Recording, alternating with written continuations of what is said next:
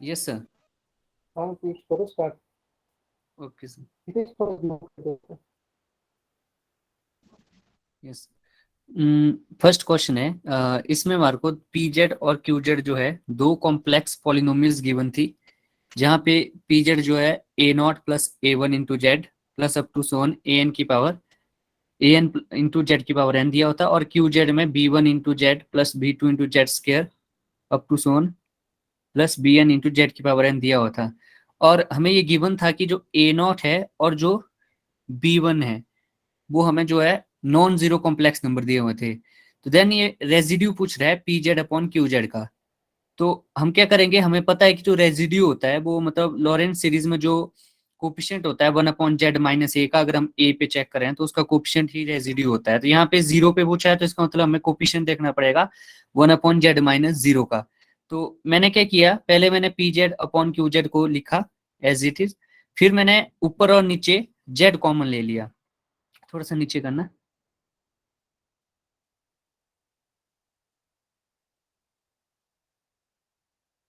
Hello. हम्म, ठीक है। तो फिर मैंने जेड को कॉमन ले लिया, तो जेड से जेड कट गया। अब हमें गिवन था कि जो बी वन है वो नॉट इक्वल टू जीरो है। अगर ये नॉन जीरो है तो इसका मतलब हम नीचे डिनोमिनेटर में बी वन को कॉमन ले सकते हैं। ठीक है। तो जैसे हम बी वन को कॉमन लेंगे तो मैंने क्या किया, जो बी वन है उसको न्यूमरेटर की हर एक टर्म में मतलब डिवाइड कर दिया। मतलब जैसे न्यूमरेटर में आपको दिख रहा होगा A naught upon B one into one upon Z, फिर plus A one upon B one plus A two upon B one and so on. और जो अपॉन डिनोमिनेटर में था उसको मैंने जैसे ऊपर ले आया न्यूमरेटर में, तो ये वन प्लस एक्स की पावर माइनस वन की फॉर्म में आ रहा है। तो इसकी एक्सपेंशन आपको याद होगी कि वन प्लस एक्स के और माइनस वन के एक्सपेंशन वन अल्टरनेटिंग साइन होता है, one minus x plus x square minus x cube, इस तरीके से चलेगा। तो अगर आप ध्यान से देखें, जब आप इसको ओपन करेंगे मतलब दो दो तीन टर्म में निकालेंगे अगर हम इसकी वन माइनस एक्स पर माइनस वन की, तो फर्स्ट टर्म तो वन रहेगी। तो फर्स्ट टर्म वन है और उसके बाद जितनी भी टर्म आ रही है उसमें न्यूमरेटर में आपके पास जेड या मतलब जेड की डिग्री वन से ज्यादा रहेगी। इसका मतलब है जो वन अप, क्योंकि हमें कोफिशिएंट वन अपॉन जेड का चाहिए, तो अगर हम देखें तो बाकी टर्मों में वन अपॉन जेड आएगा ही नहीं। सिर्फ जब हम वन के साथ मतलब फर्स्ट टर्म जो होगी सेकेंड टर्म की उसके साथ मल्टीप्लाई करेंगे, वन अपॉन जेड वाली टर्म सिर्फ इसी बार आएगी। बाकी जब भी ये मल्टीप्लाई होगा तो वन अपॉन जेड वाली टर्म उनमें आएगी नहीं, क्योंकि वन अपॉन जेड है तो ऊपर डिग्री वन से ज्यादा ही है। तो इसलिए जो वन अपॉन जेड का कोफिशिएंट है वो ए नॉट अपॉन बी वन आ जाएगा। तो यही जो है मतलब रेजिड्यू हो जाएगा मतलब at Z equal to zero पे, क्योंकि one upon Z minus zero का coefficient A naught upon B one है। तो इसका ऑप्शन ए करेक्ट होगा। मनिंदर। एक minute Piyush. Piyush, yes sir. इसको तो और सिंपल तरीके से भी कर सकते थे क्या?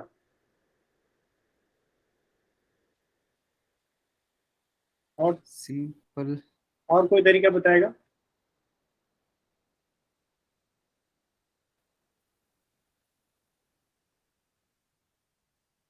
कोई और बताएगा? सर जैसे कि इसमें अगर नीचे देखें ना sir, z is equal to zero, वो सिंपल पोल आ जाएगा ना। सिंपल बोल तो आ जाएगा। डायरेक्ट फॉर्मूला लगा दें हम, लिमिट z हाँ। Minus limit z tends to zero, z minus zero P Z upon Q Z. एक मिनट मैं तो वहां लिख से रहा हूँ, बताता हूँ। z अगर कॉमन ले ले नीचे से तो z और हाँ z हाँ। कट जाएगा और वन बी बना जाएगा। ए नॉट अपॉन बी। मैं भी डिस्प्ले करता हूँ ना, देखिए।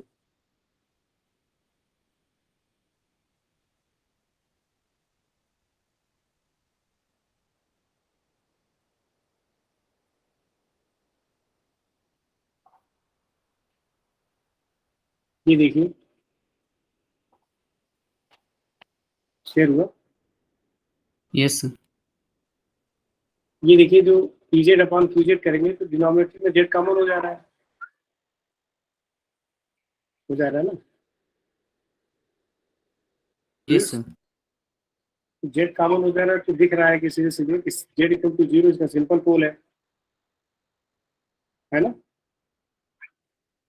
यस। ये जो फॉर्मूला यूज करेंगे तो residue residue at Z equal to zero of this function, तो limit Z tends to zero, Z minus zero P Z by Q Z हो जाएगा। तो P Z by Q Z करेंगे तो जेड कैंसिल हो जाएगा। बस बचेगा क्या, A one upon A naught upon B one. Yes. ठीक है पीयूष? यस और सर। और किसी कुछ कहना हो तो?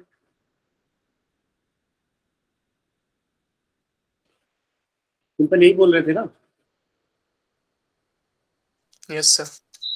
ये 2 स्टेप में हो जाएगा ऐसे ही, आपको लिखना नहीं पड़ेगा। चलिए ठीक है। Yes sir.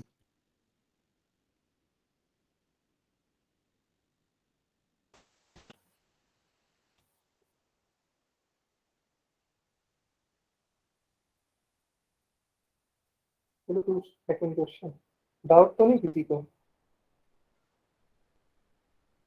डाउट है कोई? अंशिका? नो सर, क्लियर है sir. Clear? Next question. Yes sir, pin नहीं हो रहा सर।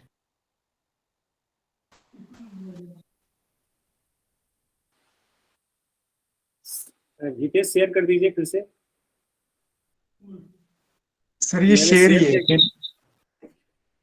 कहाँ गया? सर पिन करना पड़ेगा आपको, अभी आपने की थी ना शेयर। कहाँ देख रहे हैं मुझे?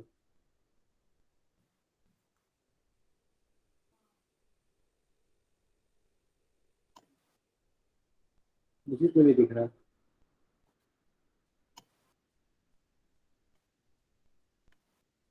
दिख रहा है आप लोगों को क्या? सर सर एक मुझे भी मिनट नहीं दिख दोबारा रहा। करता हूँ सर से। हाँ, आप सही है, आ रहा है। आप ठीक है। यस। क्वेश्चन नंबर 2 हमें दिया हुआ था कि एफ कोई एंटायर फंक्शन है सी पर, और जी जेड जो है वो एफ जेड जेड कॉन्जुगेट उस पे होल कॉन्जुगेट, और फिर पूछा था कि which of the following statement is slash are correct. तो इसमें 4 ऑप्शन थे। हर ऑप्शन में हमें कहा गया था, जैसे पहले ऑप्शन में कहा था कि अगर एफ ऑफ जेड जो है वो आर से बिलोंग करेगा मतलब रियल होगा, for all Z belongs to real, मतलब अगर जेड रियल है तो एफ ऑफ जेड भी रियल होगा। ये हमें ऑप्शन ए में दिया था। फिर हमें चेक करना था कि एफ और जी जो है वो इक्वल होंगे या नहीं होंगे। नीचे करने एक बार। तो हाँ, ऑप्शन ए के लिए जैसे हमें गिवन था कि एफ ऑफ जेड रियल से है for all Z belongs to R. जब जेड रियल से होगा इसका मतलब जेड और जेड कॉन्जुगेट इक्वल होंगे, क्योंकि जेड रियल है इसका मतलब इमेजिनरी पार्ट 0 है, तो जेड और जेड कॉन्जुगेट दोनों इक्वल होंगे। और अगर जेड और जेड कॉन्जुगेट इक्वल है तो एफ ऑफ जेड और एफ ऑफ जेड कॉन्जुगेट भी इक्वल होंगे। और हमें ये भी गिवन है कि एफ ऑफ जेड रियल से आएगा जब भी जेड रियल है, तो इसका मतलब एफ ऑफ जेड और एफ ऑफ जेड का कॉन्जुगेट भी इक्वल होंगे, क्योंकि अगर रियल है तो कॉन्जुगेट के इक्वल हो जाएगा। और एफ ऑफ जेड का कॉन्जुगेट, और यहाँ से हम ये जी जेड भी इक्वल हो जाएगा, मतलब for all Z belongs to R के लिए एफ और जी इक्वल आ गए। अब इसके आगे क्योंकि ऑप्शन में कहा गया कि एफ और जी इक्वल होंगे, तो अभी तक हमारा सिर्फ एफ और जी इक्वल हुए हैं for all Z belongs to real के लिए। अब हमें गिवन है कि एफ जेड एंटायर फंक्शन है, और अगर हम देखें यहाँ पे अब हम आइडेंटिटी थ्योरम का यूज करेंगे। अगर हम देखें सेट ऑफ रियल नंबर पे एफ जेड और जी जेड इक्वल हो रहे हैं इसी में ऊपर, तो एफ जेड और G Z set of real number पे इक्वल हो रहे हैं। अब सेट ऑफ रियल नंबर जो है उसका लिमिट पॉइंट हमें मिलेगा, यहाँ मैंने साइड में लिखा हुआ है, तो इसका लिमिट पॉइंट हमें सी में मिलेगा ही मिलेगा, क्योंकि सेट ऑफ रियल नंबर पे एफ जेड और जी जेड इक्वल हो रहे हैं और लिमिट पॉइंट भी मिल रहा है सी पे। तो by identity theorem F Z G Z जो पूरे कॉम्प्लेक्स प्लेन पे इक्वल हो जाएंगे, मतलब ऑप्शन ए यहाँ से करेक्ट हो जाएगा। फिर ऑप्शन बी में हमें क्या दिया है कि इसमें अभी तक क्या दिया था ऑप्शन ए में कि जेड जब रियल है तो एफ जेड रियल से आ रहा है। अब ऑप्शन बी में हमें ये कहा गया कि जेड जब इमेजनरी पार्ट 0 होने का मतलब वो ये कि जेड जो रियल हो गया, और यूनियन कर दिया कि जब भी जेड का जो इमेजनरी पार्ट है वो ए होगा, उस केस में भी एफ ऑफ जेड रियल आएगा, मतलब एक्स्ट्रा कंडीशन आ गई ऑप्शन बी में। अब इसमें जैसे कि ऑप्शन ए में हम प्रूव कर ही चुके हैं कि एफ जेड और जी जेड इक्वल है for all Z belongs to C के लिए। तो मैंने यहाँ पे जी जेड की वैल्यू पुट कर दी जो थी, मतलब एफ ऑफ जेड कॉन्जुगेट का होल कॉन्जुगेट। अब अगर मैं जेड को X minus I T put कर देता हूँ यहाँ पे, तो F of X minus I T equal to हो जाएगा जेड कॉन्जुगेट हो जाएगा F of X plus I T उसका होल कॉन्जुगेट। अब यहाँ से अब क्योंकि एफ ऑफ जेड रियल है, जब भी जेड रियल होगा या फिर एक्स प्लस आई टी होगा, क्योंकि हमें गिवन था कि जब भी इमेजिनरी पार्ट ए होगा तो एफ ऑफ जेड रियल होगा। तो इसका मतलब है कि हम ये लिख सकते हैं कि F of X plus iota A का जो कॉन्जुगेट है वो F of X plus iota A के इक्वल होगा, क्योंकि रियल है तो इमेजिनरी पार्ट 0 है। तो यहाँ से हम अब बोल सकते हैं कि F of X minus iota A और F of X plus iota A equal है। तो फिर हम बोल सकते हैं कि F of Z minus iota A F of Z plus iota के इक्वल है for all Z belongs to real number के लिए, क्योंकि ऊपर हमने देखा ना कि एक्स के लिए ट्रू हो रहा है, तो एक्स क्या है, मतलब हम बोल सकते हैं कि for all Z belongs to real number, Z equal to X के लिए ये रिजल्ट होल्ड होगा। अब यहाँ पे दोबारा से बाय आइडेंटिटी थ्योरम बोल सकते हैं कि ये for all Z belongs to C के लिए भी ट्रू हो जाएगा, क्योंकि रियल के लिए ट्रू है तो रियल के पास लिमिट पॉइंट मिलेगा ही मिलेगा सी में। तो अगर लिमिट पॉइंट मिलता है तो आइडेंटिटी थ्योरम बोल देती है कि मतलब इक्वल हो जाएंगे दोनों फंक्शन। तो फिर यहाँ से बी करेक्ट हो गया। अब सी और डी के लिए क्या किया मैंने कि ये जो हमने प्रूव किया बी में, इसमें मैंने जेड को सिर्फ जेड प्लस आयोटा पुट कर दिया। जैसे हम क्योंकि जेड जो कोई भी कॉम्प्लेक्स नंबर हो सकता है तो हम रिप्लेस कर सकते हैं जेड को जेड प्लस आयोटा से। जैसे रिप्लेस करेंगे तो एफ ऑफ जेड जो है वो F of Z plus 2 iota A के इक्वल आया। अब सी ऑप्शन में ये कहा था कि ये F of Z plus 2 iota A के इक्वल होगा, इसलिए सी करेक्ट हुआ। डी में वो बोल रहा था कि ये एफ ऑफ जेड जो है F of Z plus iota के इक्वल होगा, बाकी सेम कंडीशन थी, तो इसलिए डी यहाँ से इनकरेक्ट हुआ क्योंकि ये F of Z plus 2 iota A के इक्वल है। इसका मतलब इसका ए बी सी करेक्ट होगा।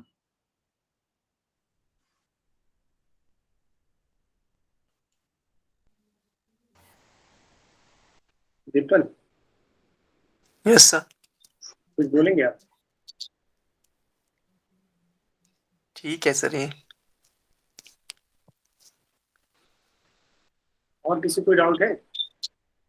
इनका कहना है कि ए बी सी ठीक है।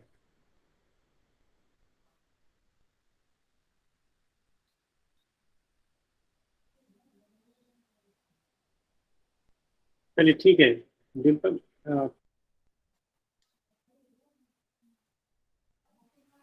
ठीक है नेक्स्ट। Yes sir. सर ये क्वेश्चन नंबर 4 सर, इसमें मतलब ये नहीं होगा सर मेरे से। क्या है ये? सर इसमें एफ एंटायर फंक्शन दिया है सी पे, और ओमेगा जो एक बाउंडेड ओपन सेट सबसेट दिया है सी का, और फिर कह रहा है कि एस जो है वो सेट है real part of F Z plus imaginary part of F Z जहाँ जेड बिलोंग कर रहा है ओमेगा को। फिर पूछ रहा है which of the X following state. Yes sir. मतलब एक्स प्लस वाई है ना? Yes sir.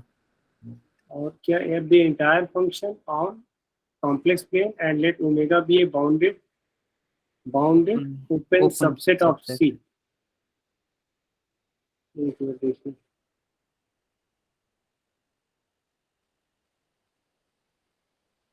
डिम्पल सोचिए जरा तो। सर मैंने और पीयूष ने किया था डिस्कस, हमारे से नहीं हो रहा था। अच्छा, let F be an entire function on C, F entire function on C and omega be a subset of.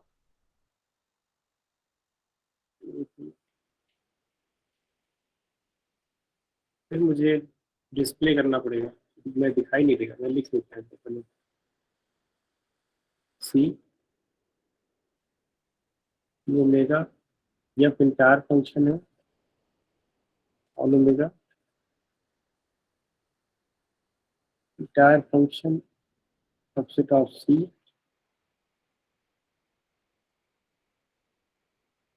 कहाँ गया function on C, let F be an entire function on C and let omega be a bounded open subset of C. Bounded open subset. Bounded open subset. ठीक है। उसके बाद let S is equal to real part of f z लिखा है ना? Yes sir. S plus imaginary S part है, of F. S मतलब है x plus y. x plus y such that z या x plus iota y belongs to omega. ठीक है, तो क्या पूछ रहा है S के बारे में? सर पहला option S is an open set in R. अच्छा। फिर B option S is a close set in R. Hmm. तीसरा option sir S is an open set of C. और चौथा option sir S is a discrete set in are.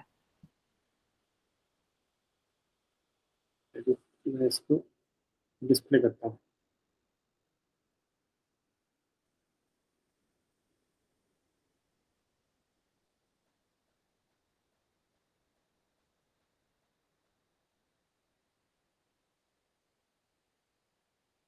ये दिखा, ये देखिए F जो है इंटायर फंक्शन है, इंटायर फंक्शन है in this bounded open subset omega. इस ओमेगा में, ओमेगा क्या है, बाउंडेड ओपन सबसेट दिया है, इसमें एफ जो है इंटायर फंक्शन है। अब एफ इंटायर फंक्शन ऑन सी है एक्चुअली ना, यस सर, एफ जो है इंटायर फंक्शन ऑन सी है, और ओमेगा इज सबसेट ऑफ सी है, और ओमेगा क्या है, बाउंडेड ओपन सेट है। ये क्या कर रहे हैं कि उन पॉइंट्स का कलेक्शन ले रहे हैं जहां पे x प्लस, उन पॉइंट्स का कलेक्शन ले रहे हैं जहां पे जो x प्लस वाई के फॉर्म में है, x प्लस वाई, जहां पे जैसे यहाँ पे z लिया मान लीजिए ओमेगा से, तो s में x प्लस वाई हो जाएगा। ठीक है, जैसे मान लीजिए मैंने लिया z1 लिया, तो s जो होगा वो हो जाएगा x1 प्लस वाई1, x1 प्लस वाई1। अरे अगर यू मैं, प्लस, सुनते रहिए, z2 लिया आपने, ठीक है, तो ये हो गया x2 प्लस वाई2। ठीक है, और यहाँ लिया आपने z3, ये हो गया x3 प्लस वाई3। कुछ इस तरह का ये सेट ले रहे हैं। ये लाइन समझ में आ रही है? Use yes sir.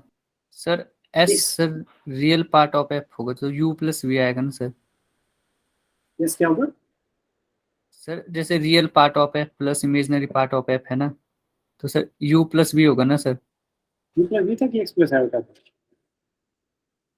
Majorly sir part of Z था ना, रियल पार्ट ऑफ जेड। नहीं सर, एफ एफ का था सर। सर F एफ लिखा का था। था। अच्छा अच्छा अच्छा, ये अब लिखा हुआ था। Yes sir. Yes sir. अब तो मैं इसे जेड दिखाई दे रही है।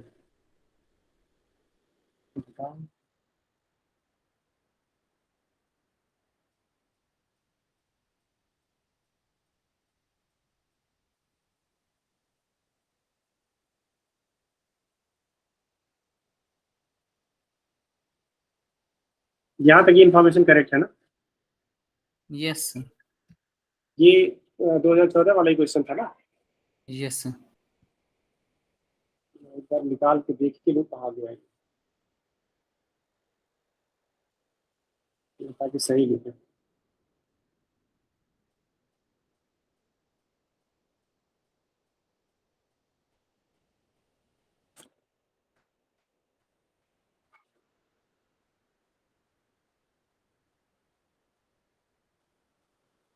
जून, वो तो जून का था, दिसंबर का था? दिसंबर वाला। सर ये दिसंबर में था सर ये।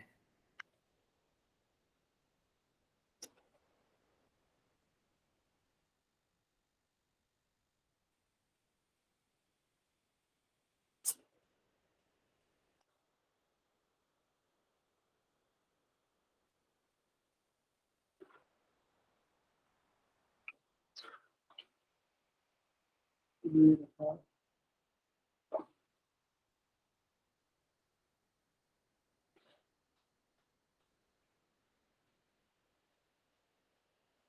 ये क्वेश्चन ये रहा,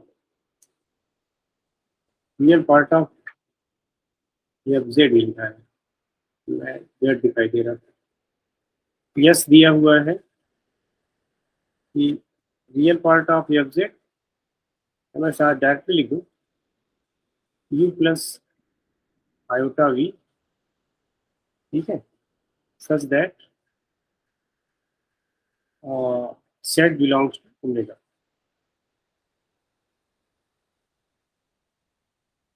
तो ये कह रहे हैं कि अगर आप जैसे यहाँ पे Z1 लेते हैं, यू प्लस वी सर। हाँ, तो फिर भी गड़बड़ लिख दी।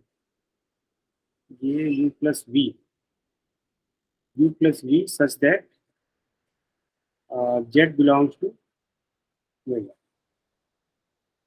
ये S के बारे में पता करना चाह रहे हैं कि S क्या होगा। ऑप्शन दे रहे हैं ये कि S is an open set in R, ठीक है, और ये दोनों रियल ही है इसमें। सर ठीक है? होगा तो रियली। हाँ, रियल वैल्यूड फंक्शन है। फिर कह रहे हैं S is close set in R, S is an open set of C, S is discrete in R. ठीक है ना? Yes sir. तो अगर आप देखें यहाँ पे, तो इन्होंने इसको तो दिया है कि जो ओमेगा है वो बाउंडेड ओपन सेट है। ठीक है ना? Yes sir. Bounded open set या सबसेट है किसका? सी का। ठीक है?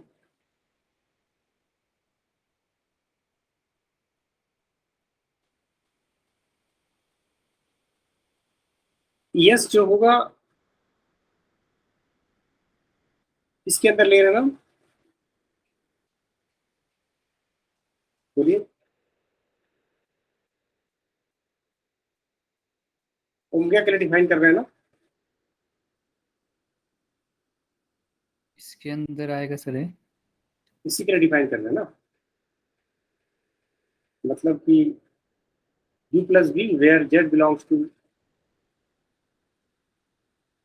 ओमेगा। डिम्पल, सर ऐसे z की जे ओमेगा के पॉइंट्स की इमेज ले रहे हैं ना सर हम, इस f ऑफ ओमेगा, वो उस सेट के पॉइंट ले रहे हैं सर। f ऑफ ओमेगा ले रहे हैं ना? मैं यस कह रहा हूँ जैसे, अच्छा ये कह रहे हैं आप कि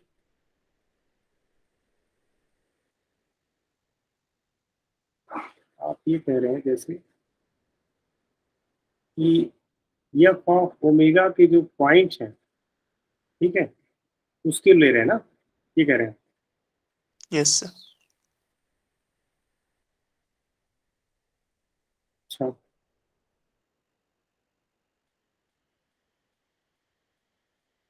फिर से देखिए, f आपका, एक बार फिर से पढ़िए जरा, रीड करिए तो स्टेटमेंट पहली लाइन, यूज पहली line. let f be an entire function on C।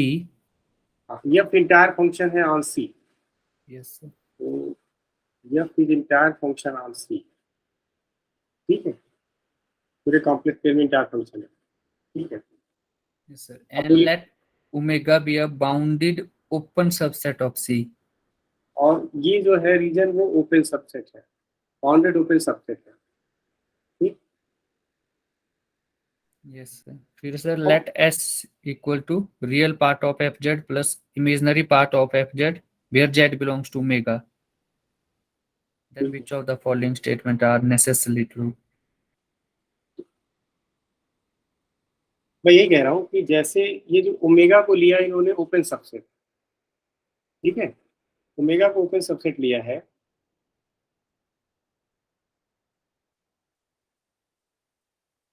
ये बात S open subset, open subset of R हो सकता है या नहीं? यस आपका यही है, ये भी रियल पार्ट है, ये भी रियल है, हो सकता है कि नहीं? हो भी सकता है सर, नहीं भी हो सकते हैं। क्या बोले, कहाँ है प्लीज? सिंपल, ये sir. Open subset of R हो सकता है कि नहीं? और वो भी किस वजह से? क्यों? क्योंकि जो ओमेगा है वो बाउंडेड ओपन सबसेट है सी का। ओमेगा क्या है? बाउंडेड ओपन सेट है सी का। तो यहाँ हम कह सकते हैं कि S subset of open subset of R, ये भी रियल पार्ट है, ये भी रियल पार्ट है, तो यस ओपन सबसेट हो भी सकता है, नहीं भी हो सकता, ये कहना चाह रहे हैं ना आप? Yes sir. Constant entire function के केस में नहीं होगा सर। मतलब कि नॉट नेसेसरी टू, ही बात बोलना चाह रहे हैं आप? यस। डिम्पल, आपको कोई ऑब्जेक्शन? No sir. इसके अलावा हम लोग कोई स्टेटमेंट और नहीं दे सकते, ठीक है ना? इसके अलावा हम लोग कोई और स्टेटमेंट नहीं दे सकते। एग्री? अब इसमें जो डेटा दिया है, कहाँ गया ऑप्शन जो दिए हैं आपके, इसमें कोई मैच कर रहा है? पहला कह रहा है yes is an open set in are, ये भी कोई जरूरी नहीं है ना, यस सर। क्लोज सेट की तो बात करनी नहीं है, ओपन सेट इन सी, ठीक है। ये भी नहीं होगा, यस डिस्क्रीट है, ये भी नहीं कह सकते आर में, तो इसमें जो है कोई ऑप्शन करेक्ट नहीं है, ठीक है, इसका कोई ऑप्शन करेक्ट नहीं है। क्यों, समझ आया? यस सर, 3 तो लग गया सर, पता ना क्लोज सेट। यही कंक्लूजन दे सकते थे ना हम लोग, इससे ज्यादा कुछ तो कंक्लूजन दे नहीं सकते। यस तो, सर। और यस ऐसा सर। और ऐसा yes, कुछ उसमें दिया नहीं है। Yes sir. यस सर, यही मुझे भी था सर, जैसे क्योंकि ये कांस्टेंट लेंगे तो सर ओपन नहीं होगा, ओपन नहीं होगा तो सर ए और सी तो ऐसे ही फिर इनकरेक्ट हो गए। और सर अगर अगर हम सर नॉन कांस्टेंट ले लें तब तो सर हो भी सकता है, मतलब डिस्क्रीट होना तब जरूरी नहीं है उस केस में। Yes sir. सिंपल, ठीक है, यस सर। कोई ऑप्शन करेक्ट नहीं है। ठीक है, सब शेयर कर दिए फिर से। नेक्स्ट,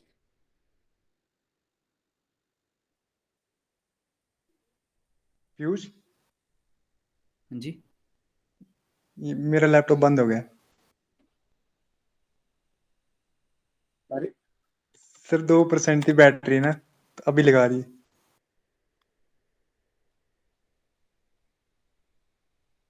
चार्ज लगाया अभी? Yes sir.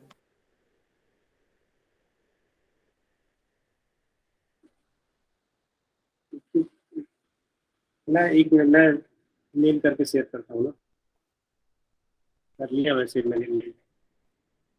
यस सर, करूँ सर स्टार्ट? हाँ हाँ, यस सर।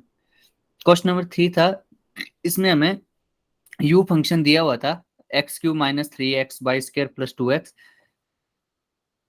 फिर ये पूछ रहा था कि for which of the following function v u plus iota v जो है होलोमॉर्फिक फंक्शन होगा।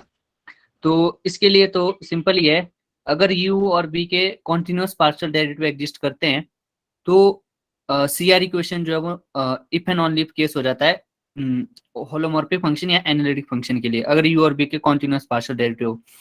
तो अगर हम मैंने ऑप्शन वाइज इनको मतलब चेक किया, ऑप्शन ए में जब मैंने देखा तो इसमें जो u का पार्शियल डेरिवेटिव x के रिस्पेक्ट में और v का y के रिस्पेक्ट में इक्वल नहीं आ रहा था, तो मतलब CR कंडीशन सेटिस्फाई नहीं हो रही थी, तो इसका मतलब ये होलोमॉर्फिक फंक्शन नहीं बना सकता। फिर ऑप्शन बी मैंने चेक किया, नीचे करना। तो ऑप्शन बी में मैंने चेक किया कि जो मतलब इसमें CR इक्वेशन भी सेटिस्फाई हो रही है और u और v पॉलिनोमियल्स दी हुई है, तो इसका मतलब हाँ मतलब u और v का कॉन्टिन्यूअस पार्शियल डेरिवेटिव भी है, तो इसका मतलब u प्लस आइटा भी एनालिटिक होंगे c पे, तो मतलब b करेक्ट हो गया। और जो c और d है उसमें CR इक्वेशन ही सेटिस्फाई नहीं हो रही है, जैसे a में भी नहीं हो रही थी, तो CR इक्वेशन सेटिस्फाई नहीं हो रही है, तो मतलब c और d भी इनकरेक्ट हो जाएंगे। नीचे मैंने किया हुआ है c और d, उसमें भी CR इक्वेशन सेटिस्फाई नहीं हो रही है, तो इसका मतलब बी ही एक ऑप्शन है इसका करेक्ट। मुझे ये नहीं लगता लंबा, लॉन्ग नहीं है ये, सबके लिए यूएक्स यूआई वीएक्स यूआई निकालना, फिर चेक करना। जैसे डायरेक्ट भी कर सकते हैं। डायरेक्ट करते हैं तो ज़्यादा कम टाइम लगेगा हमें लगता है। यस। डायरेक्ट जो, क्योंकि यू जो है हार्मोनिक है ना, यू हार्मोनिक है कि नहीं पहले चेक करिए। यस हार्मोनिक है है, सर। You harmonic Yes. है, आप सीधे डायरेक्टली वी निकाल दीजिए, वी जो टोटल डिफरेंशिएशन यूज होता है, यस सर।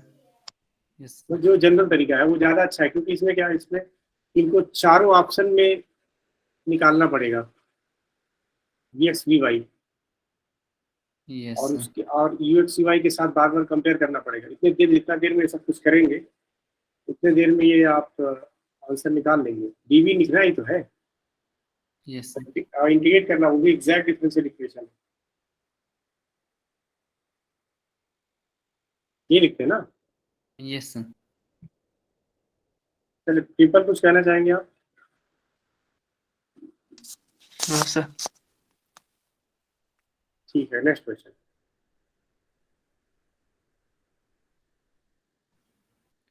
सो हाँ, नेक्स्ट क्वेश्चन में हमें px दिया हुआ था कि ये पॉलिनोमियल है रियल वेरिएबल x का, जिसकी डिग्री ग्रेटर देन और इक्वल टू 1 है, मतलब k दी हुई है जो कि ग्रेटर देन और इक्वल टू 1 है। फिर एक पावर सीरीज कह रहा है, ये fz पावर सीरीज है pn इंटू जेड की पावर n, और जहां पे z कोई जो है कॉम्प्लेक्स वेरिएबल है। देन ये हमें रेडियस ऑफ कन्वर्जेंस पूछ रहा है fz का। अब क्योंकि हमें px पॉलिनोमियल दिया है डिग्री k का, तो मैंने क्या किया, px को x to the power k ले लिया, जहाँ k ग्रेटर देन और इक्वल टू 1 है। अगर px x की पावर k है तो pn जो है वो n की पावर k हो जाएगा। इसका मतलब fz जो है वो सीरीज बन जाएगी n की पावर k इंटू जेड की पावर n। अब इसको हम स्टैंडर्ड फॉर्म से कंपेयर कर सकते हैं, an इंटू जेड की पावर n, तो यहाँ से an आ जाएगा n की पावर k। फिर मैंने फॉर्मूला यूज किया जो रेडियस ऑफ कन्वर्जेंस का होता है, 1/r equal to limit supremum n tends to infinity mod of n की पावर 1/n। तो सॉल्व करके ये क्योंकि इसमें n की पावर 1/n आ रहा है, तो ये हमें पता ही है क्योंकि ये 1 हो जाता है, तो इससे r रेडियस ऑफ कन्वर्जेंस जो मेरा 1 आ रहा है, तो इसका मतलब बी ऑप्शन करेक्ट होगा 1।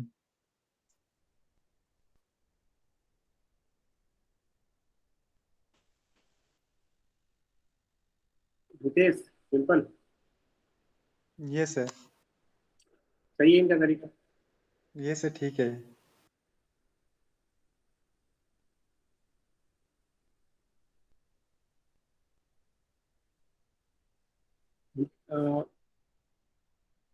सिंपल बोलिए। यस सर, ठीक एन है। डिग्री एन डिग्री का पॉलिनोमियल लिया है, यस सर, तो एन डिग्री नहीं k डिग्री का पॉलिनोमियल लिया है ना, तो n to the power k ही लिखना जरूरी है।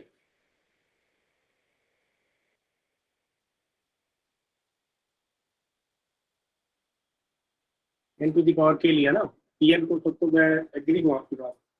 n डिग्री का पॉलिनोमियल लिखना है, n to the power k ही लिखना जरूरी है। k डिग्री का पॉलिनोमियल अगर लिखना चाहते हैं, k डिग्री का 2 डिग्री का मान लीजिए, 2 डिग्री का मान लीजिए।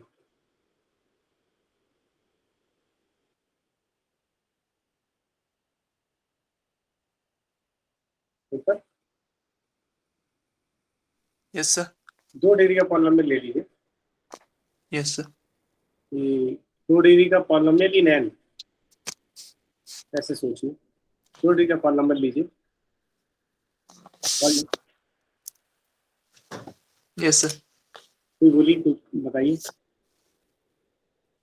सर इस तरह का n square plus n type का। हाँ हाँ हाँ, इसी तरह का yes sir, en square plus bn plus c कर सकते हैं कि नहीं, where e is not equal to 0, 2 degree का पॉलिनोमियल।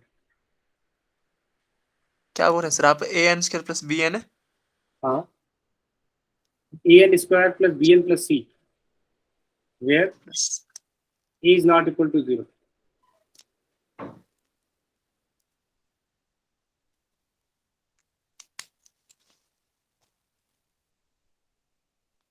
मैं शेयर कर रहा हूँ एक मिनट, इससे इनको मेहनत करनी पड़ेगी।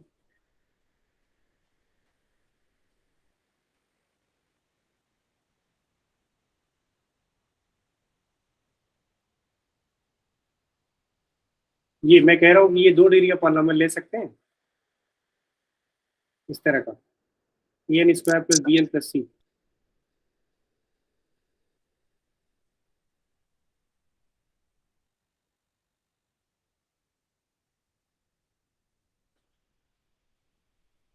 यूज यस सर, ले सकते हैं सर। 2 डिग्री की बात करें, अब जरा इस पे अप्लाई करें, रेडियस ऑफ कन्वर्जेंस निकालना है आपको, ठीक है। रेडियस ऑफ कन्वर्जेंस निकालना है, मान लीजिए कि रेडियस ऑफ कन्वर्जेंस आ रहा है pn से मल्टीप्लाई करने से।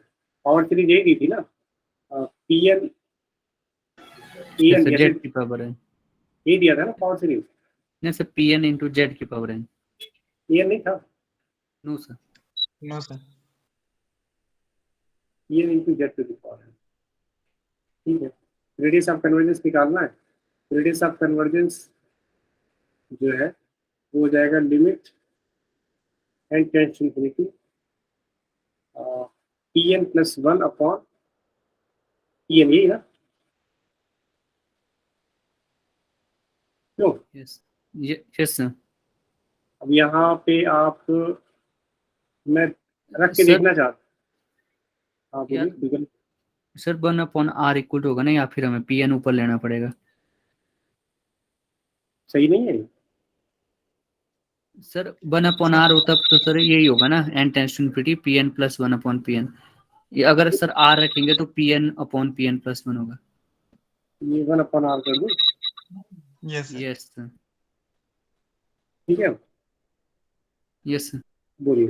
अब ये pn प्लस 1 क्या आ जाएगा आपका? मैं चेक करना चाहता हूँ कि क्या आपका 1 ही आएगा आंसर या नहीं। en plus 1 plus c divide by an square plus bn plus c। आपने n स्क्वायर कैंसिल कर दिया तो क्या आएगा? n स्क्वायर कैंसिल करने के बाद क्या आएगा? a times 1 plus 1 by n,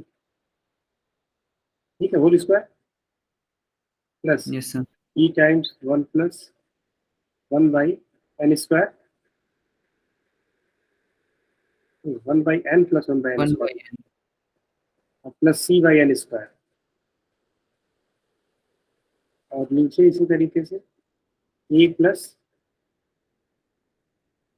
b plus b by n square, b by n में मैं बस चेक Yes, करना चाहता हूँ कि 1 आएगा या नहीं।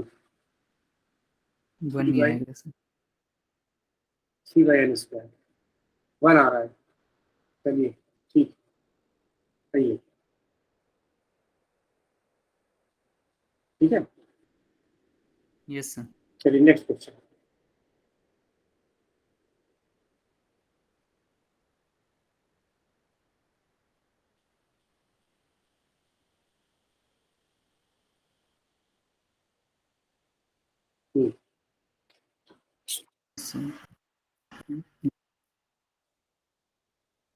Next question.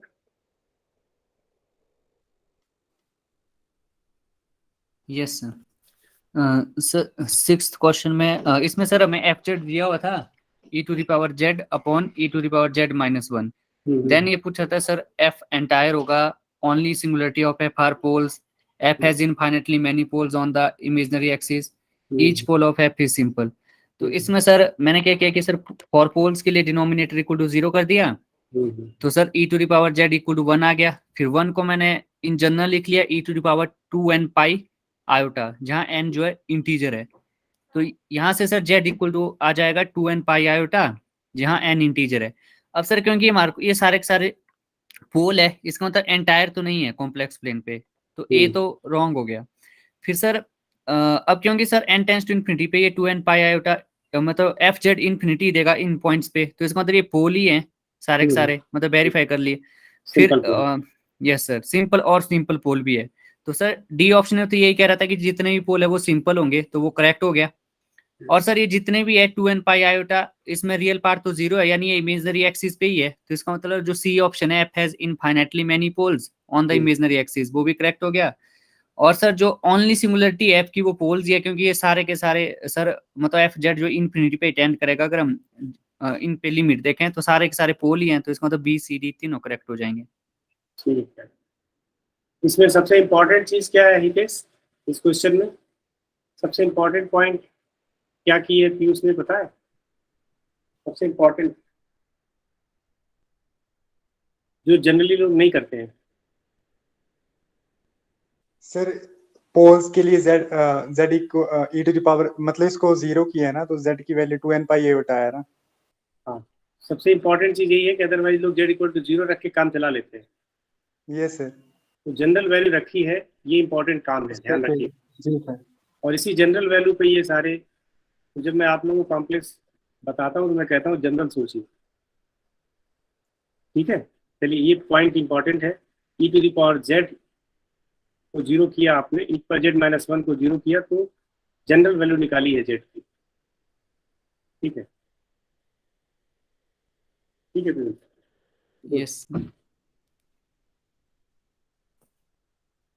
सर। हाँ नेक्स्ट क्वेश्चन में सर हमें दी हुई थी सर, एक ओपन डिस्क दी हुई थी, और फिर बोला था कि then there exist a holomorphic function D to D bar with f of 0 equal to 0। With the property. तो इसमें सर डायरेक्ट दिख रहा है कि शॉर्ज लेमा लगेगा, क्योंकि एफ एनालिटिक मतलब दिया हुआ है, और क्योंकि एफ डी से डी क्लोजर पे है, तो इसका मतलब एफ ऑफ जेड का मॉड मतलब जो दूसरी कंडीशन होती है इस लेमा की वो भी सेटिस्फाई हो गई, और एफ जीरो भी जीरो दिया हुआ है। तो इसमें ये पूछ रहा है कि मतलब क्या किस प्रॉपर्टी के साथ ये फंक्शन एग्जिस्ट कर सकता है। तो जो सर अब मैंने क्या किया कि जो दो प्रॉपर्टी है पहले वो लिख दी। एफ ऑफ जेड का मॉड जो है लेस और इक्वल टू मॉड जेड की पावर 1, क्योंकि इसमें जो जीरो दिया है वो 1 ऑर्डर का दिया हुआ है। तो फिर और दूसरा जो फर्स्ट डेरिवेटिव का जो मॉडुलस होगा एट जीरो पे वो लेस और इक्वल टू 1 होगा। अब जो डी ऑप्शन है मैं उसमें वो कह रहा है कि सिकेंड पाई बाई 6 के इक्वल होगा, इस प्रॉपर्टी के साथ होगा ये होलोमॉर्फिक फंक्शन। अब सिकेंड पाई बाई 6 जो है उसकी वैल्यू है 2/√3, जो कि ग्रेटर देन 1 है। तो जो कि नहीं हो सकता है, क्योंकि जो जीरो पे डेरिवेटिव वो लेस और इक्वल टू 1 होना चाहिए। तो सर डी यहाँ से इनकरेक्ट हो गया। और इसी तरीके से सर जो सी ऑप्शन है ये भी इनकरेक्ट हो जाएगा, क्योंकि जो एफ ऑफ 1/3 का मॉडुलस होगा वो 1/3 के मॉड से लेस और इक्वल टू होगा। अब क्योंकि सर 1/2 1/3 से ग्रेटर है, तो सी भी नहीं हो सकता है। तो इसका और जो ए ऑप्शन है सर वो F dash zero less than 1 है, 1/2 लेस देन 1 है, लेस और इक्वल टू 1। और बी ऑप्शन में भी एफ ऑफ 1/3 जो 1/4 है ये लेस देन 1/3 है। तो मतलब ये जो होलोमॉर्फिक फंक्शन है ये ए और बी प्रॉपर्टी के साथ एग्जिस्ट कर सकता है, मतलब सी और डी के साथ नहीं कर सकता। तो मतलब सी और डी यहाँ से रॉन्ग हो जाएंगे और ए और बी करेक्ट। ठीक है, स्मार्ट गेमर से हो गया आपका। यस। किसी कोई डाउट है? हंसिका? नो सर, ठीक है सर। ठीक है पीयूष, आगे बढ़िए। यस। नेक्स्ट क्वेश्चन में सर हमें दिया हुआ था एक पावर सीरीज दी हुई थी, और जो कि कन्वर्जेंस सीरीज दी हुई थी, और सच दैट ये हमें गिवन था कि n टेंस टू इनफिनिटी पे an plus 1/n equal to r है, जहां r ग्रेटर देन 0 है। फिर ये फिर इसने क्या कहा आगे कि p जो कोई पॉलिनोमियल है डिग्री d की, देन ये पूछ रहा है रेडियस ऑफ कन्वर्जेंस। एक नई पावर सीरीज ले ली इसने जिसमें pn into an into Z की पावर n, मतलब an के साथ pn भी मल्टीप्लाई कर दिया। तो मैंने सेम इसमें भी जैसे, क्योंकि इसने कहा है p जो पॉलिनोमियल है डिग्री d की, मैंने एक डिग्री d की पॉलिनोमियल ले ली z की पावर d। तो यहाँ से pn जो है वो n की पावर d आ जाएगा। तो अब फिर यहाँ भी मैंने वन, जो ये यहाँ भी yes, वन आ जाएगा, जैसे इसके पीछे आपने किया वहां yes, पे। इसमें तो सेम यही, इसके पहले भी इसी तरह क्वेश्चन था ना, बस वहाँ इसमें an नहीं अगर- दिया हुआ, यस सर an an नहीं एक्स्ट्रा। दिया, an एक्स्ट्रा था, an की रेडियस ऑफ कन्वर्जेंस दिया हुआ है। ठीक है, हाँ ठीक है। और आपने फिर वही काम किया, pn equal to n to the power d ले लिया, d डिग्री का पॉलिनोमियल। Yes sir. ठीक है, और आपका वैल्यू जो है 1 आ गया ही ना पहले। यस सर, इसमें ये तो 1 बन जाएगा, और साथ में सर an प्लस 1/n हमें r गिवन है। हाँ तो इसमें sir 1/r dash equal to r आएगा। तो सर यहाँ से r डैश जो 1/r आएगा, पर चारों ऑप्शन में सर ये मतलब ठीक नहीं बैठ रहा। तो मेरे हिसाब से सर चारों ऑप्शन रॉन्ग है, क्योंकि इसका आंसर होना चाहिए था सर 1/r, r डैश जो आएगा। क्या बोलते हैं डिम्पल? सर मेरे भी बनवाई आ रहा था। मतलब केवल ये रिजल्ट अगर किसी कोई ट्रू नहीं है इसका मतलब ना। Yes sir. अब इसमें पहले ऑप्शन में क्या दिया था, आर दिया था, दूसरे में क्या दिया, डी सर। डी दिया था। यस डी तो होगा नहीं, आर डी भी नहीं होगा, आर प्लस डी भी नहीं होगा ना। यस, या फिर सर अगर ये गिवन होता कि n टेंस टू इनफिनिटी पे an/n प्लस 1 अगर दिया होता r, तो सर ए ऑप्शन हो जाता। अच्छा अच्छा, मतलब इसमें कोई ऑप्शन नहीं ट्रू है। सही है, करेक्ट है। मतलब इस क्वेश्चन को भी आपने पुराने तरीके से किया। यस। हितेश कुछ पूछना है? नो सर, सर कैलकुलेशन में यही है, 1/r ही आएगा।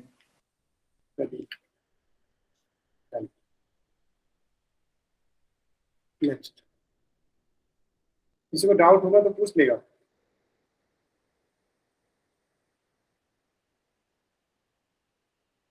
Yes sir. हाँ क्वेश्चन नंबर 9 में इसमें कहा गया कि k कोई पॉजिटिव इंटीजर है, then radius of convergence of this power series सुबह भी एक क्वेश्चन हुआ था, पर इसमें एक डिफरेंस है। जो सुबह क्वेश्चन दिया था सर ने, उसमें के एन फैक्टोरियल ऊपर था और एन फैक्टोरियल की पावर के नीचे था। इसमें एन फैक्टोरियल की पावर के ऊपर है, के एन फैक्टोरियल नीचे है।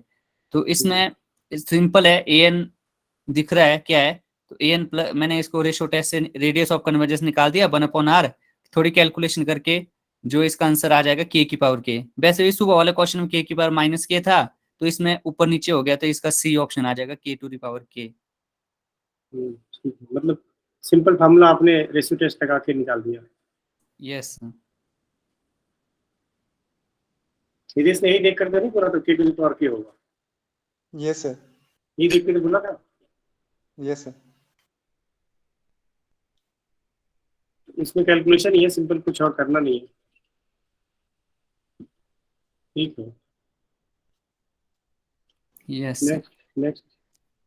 नेक्स्ट क्वेश्चन सर हमें दिया था कि एफ कोई एंटायर फंक्शन है, और फिर कहा गया था कि suppose for each A belongs to real number there exist at least one coefficient Cn जो है 0 होगा।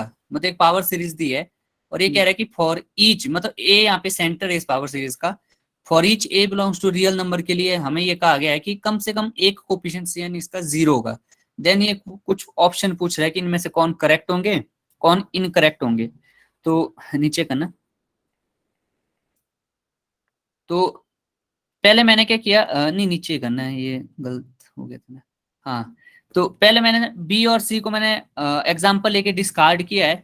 जैसे कि इसने कहा कि कम से कम एक Cn 0 रखना है, मैंने क्या कि डिग्री 2 का एक पॉलिनोमियल ये पावर सीरीज एफ जेड को मैंने जेड स्क्वायर मान लिया। तो जिसमें क्योंकि इसने बोला क्योंकि एटलीस्ट वन कोएफिशिएंट 0 लिया है, तो मतलब कम से कम एक है, मतलब हम बाकियों को 0, मतलब एक से ज्यादा भी 0 रख सकते हैं, तो हम एफ जेड को जेड स्क्वायर ले सकते हैं। तो इसमें अगर मैं देखूं तो एफ डबल डैश जेड जो है वो 2 आ रहा है। अब जो सेकंड ऑप्शन था ना, उसमें वो कह रहा था कि जो फंक्शन का 2n टाइम डेरिवेटिव है एट 0 पे, वो 0 ही होना चाहिए फॉर एवरी n के लिए। पर अब यहाँ पे मैं देखूं n को अगर मैं 1 ले लेता हूं, तो 2n जो है, मतलब जो सेकंड डेरिवेटिव है वो 0 पे 0 नहीं होगा। अब बी ऑप्शन है वो कह रहा है कि फॉर एवरी n के लिए 0 होना चाहिए, तो बी यहाँ से रॉन्ग हो गया। और सी के लिए मैंने एफ जेड को जेड क्यूब ले लिया, उसमें वो कह रहा था कि जो है for every N greater than और इक्वल टू 0 के लिए जो फंक्शन का 2n प्लस 1th डेरिवेटिव है वो 0 पे 0 होना चाहिए। तो इस एग्जांपल में वो भी 0 नहीं हो रहा है, तो इससे मैंने बी और सी को मतलब इनकरेक्ट किया, मतलब एग्जांपल लेके, जो कि गिवन कंडीशन को सेटिस्फाई भी कर रहे थे कि एटलीस्ट वन कोएफिशिएंट Cn 0 होना चाहिए। फिर ऑप्शन ए और डी जो है उसके लिए, ऑप्शन ए और डी को लिए ये मतलब मैंने क्या किया कि एफ जेड जो है हमें दिया हुआ है, मतलब पावर सीरीज जो कि एंटायर फंक्शन है। तो हमें पता है कि इस पावर सीरीज एंटायर फंक्शन में जो Cn की वैल्यू होती है वो फंक्शन का nth derivative eight a upon n factorial होता है, ये हमें पता है। तो अब हमें एक चीज की बने कि for each a belongs to real number के लिए हमें ये कहा गया है कि देयर एग्जिस्ट एटलीस्ट कम से कम एक कोफिशिएंट Cn 0 होगा। जब भी Cn 0 होगा इसका मतलब जो nth डेरिवेटिव है a पे वो 0 हो जाएगा, क्योंकि Cn जो है nth derivative eight a upon n factorial होता है। तो अब मैंने क्या किया कि अब मैं आगे जो है मैं a1 मैंने जो है set of zeros of f dash Z, मतलब जो फंक्शन f है उसका जो फर्स्ट डेरिवेटिव है f डैश जेड, उसके जितने भी जीरोस हैं उसका सेट ले लिया मैंने एक a1, और जो second derivative f double dash S उसके जो जीरोस का जो सेट होगा उसको मैंने नाम दे दिया a2। इसी तरीके से जो nth डेरिवेटिव होगा फंक्शन का nth डेरिवेटिव उसके जो जीरोस का सेट है वो मैंने an ले लिया। अब मैंने ए जो है वो मैंने इन सभी का यूनियन ले लिया, a1 यूनियन a2 यूनियन, इन सभी का यूनियन ले लिया मैंने a। अब क्योंकि हमें गिवन है for each a belongs to real number के लिए there exist at least one Cn equal to 0, मतलब कि जहां पे फंक्शन का nth डेरिवेटिव एट a पे 0 होता है। यहां से हम ये कंक्लूड कर सकते हैं कि जो हर एक रियल नंबर है वो मतलब a1 a2 n इनमें कहीं ना कहीं आ रहा है, क्योंकि f dash f double dash मतलब क्योंकि for each a belongs to real number के लिए कम से कम एक Cn 0 हो रहा है, मतलब उसके कॉरस्पॉन्डिंग कोई ना कोई डेरिवेटिव होगा जिसपे वो a रखने पे 0 आ रहा है। इसका मतलब ये जो f dash Z f double dash है इन्हीं के जीरोस में पूरा पूरा रियल नंबर आ रहा है। इसका मतलब जो ये a सेट है ना ये जो है अनकाउंटेबल होगा, क्यों? क्योंकि रियल नंबर इसका सबसेट है, और जो रियल नंबर है वो किसी काउंटेबल सेट का जो है वो सबसेट नहीं हो सकता है, इसलिए ए को अनकाउंटेबल होना पड़ेगा। तो अब ए जो है अनकाउंटेबल सेट हो गया। अब ए अनकाउंटेबल सेट है तो इसका मतलब है ये जो a1 a2 an थे इनमें से कोई ना कोई एक ए के अनकाउंटेबल होगा, एटलीस्ट वन, हो सकता है एक से ज्यादा भी अनकाउंटेबल हो। तो मैंने मान लिया कि कोई एक ए के जो वो अनकाउंटेबल है, क्योंकि सारे के सारे अगर काउंटेबल हो गए तो हमें रिजल्ट पता है जो countable union of countable set जो है वो काउंटेबल ही होता है, मतलब थ्योरम है ये, तो इसलिए एक कम से कम एक अनकाउंटेबल होगा। अब अगर एक के अनकाउंटेबल है इसका मतलब ये होगा कि जैसे एक के अनकाउंटेबल तो मैंने फंक्शन का kth डेरिवेटिव जो होगा उसके अनकाउंटेबल जीरोस हो जाएंगे। तो अब मैंने क्या किया, एक मैंने जी जेड फंक्शन ले लिया, zero function for all Z belongs to C के लिए। अब ये जो जी जेड फंक्शन है और ये जो फंक्शन का kth डेरिवेटिव ऑफ जेड है, इन दोनों फंक्शन के अगर मैं देखूं जहां पे ये इक्वल हो रहे हैं वो है पूरा का पूरा सेट एक के, जो कि अनकाउंटेबल सेट है। यानी कि अगर जेड एक के से आ रहा है तो वहां पे जी जेड फंक्शन जो कि जीरो फंक्शन है और जो फंक्शन का kth डेरिवेटिव वाला फंक्शन है दोनों इक्वल हो जाएंगे। और ये लिमिट पॉइंट रखेंगे क्योंकि अनकाउंटेबल सेट है तो लिमिट पॉइंट तो रखेगा सी में। अब अगर ये लिमिट पॉइंट रख रहा है तो आइडेंटिटी थ्योरम से ये दोनों इक्वल हो जाएंगे, मतलब ये जो फंक्शन का kth डेरिवेटिव है जीरो फंक्शन के इक्वल हो जाएगा जी जेड के बाय आइडेंटिटी थ्योरम। अब आइडेंटिटी थ्योरम से मतलब ये इसका मतलब ये होगा कि जो kth डेरिवेटिव है वो जीरो ही आ गया, मतलब जो kth डेरिवेटिव आ रहा है वो जीरो फंक्शन हो गया। अगर वो जीरो फंक्शन हो गया तो k प्लस वन इसके आगे जितने भी डेरिवेटिव होंगे उनकी वैल्यूज मतलब जेड पे जीरो तो मतलब ए पे भी जीरो होगी क्योंकि ऑप्शन में हमें ए पे बात कर गई है, तो मैंने इसको इन जनरल किया तो ये ए के जेड पे जीरो हो रहा था मतलब ए के लिए भी जीरो होगा। तो डी ऑप्शन में यही कह रहा था वो कि there exist K greater than और equal to zero such that function का nth डेरिवेटिव एट जीरो पे जीरो है for all n greater than और इक्वल टू के लिए। तो हमें एक ऐसा के मिल रहा है इसके बाद के जितने भी n होंगे उनके लिए फंक्शन का जो nth डेरिवेटिव वो जीरो पे जीरो होगा, तो इससे डी करेक्ट होगा, डी में यही कहा गया था। और जो ऑप्शन ए है उसमें ये कहा था जो nth डेरिवेटिव है वो जीरो पे जीरो होगा फॉर इनफाइनाइटली मेनी n के लिए। अब for all n greater than equal to K के लिए है तो इनफाइनाइटली मेनी n मतलब डी ऑप्शन ही ए को मतलब इंप्लाई कर रहा है, क्योंकि उसमें ये बोल रहा है कि फॉर इनफाइनाइटली मेनी n के लिए जीरो होना चाहिए। तो के बाद हमारे पास इनफाइनाइटली मेनी n मिल जाएंगे, तो मतलब ए भी करेक्ट हो जाएगा और डी भी करेक्ट हो जाएगा।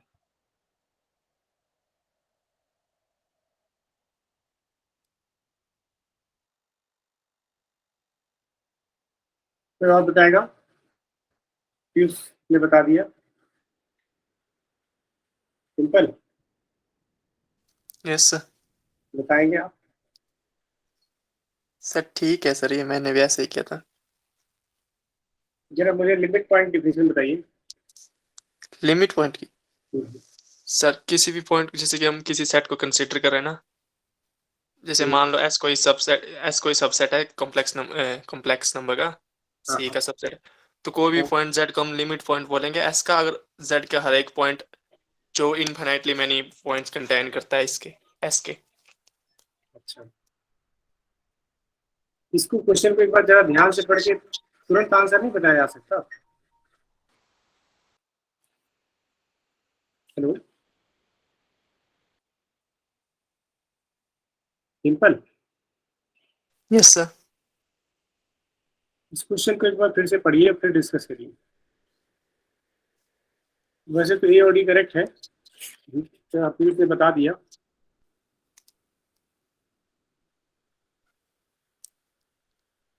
क्वेश्चन इसको ध्यान से पढ़िए। देखिए इसमें लिखा है F be an entire function suppose for each A belongs to R there exist at least one coefficient cn,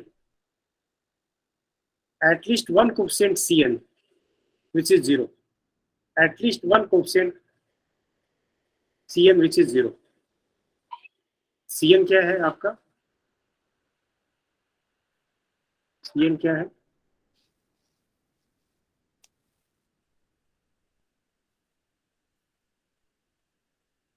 and derivative at a, है ना? Yes sir, divided by n factorial. ये cn ना, there Yes. is at least one coefficient, at least one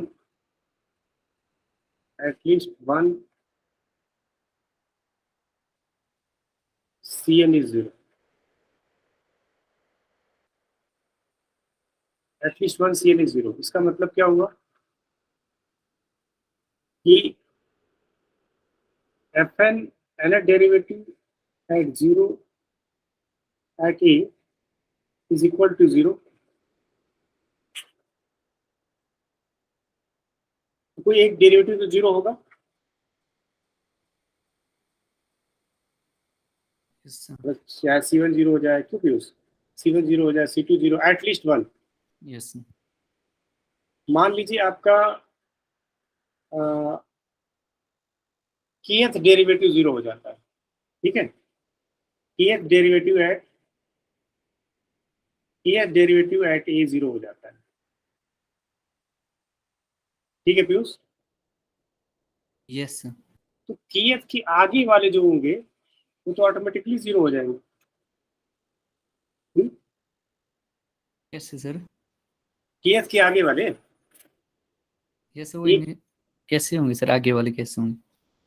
आप सोचिए कि kth derivative at ए, क्योंकि ये polynomial है ना, आपका इंटायर फंक्शन है, ये आपका इंटायर फंक्शन है।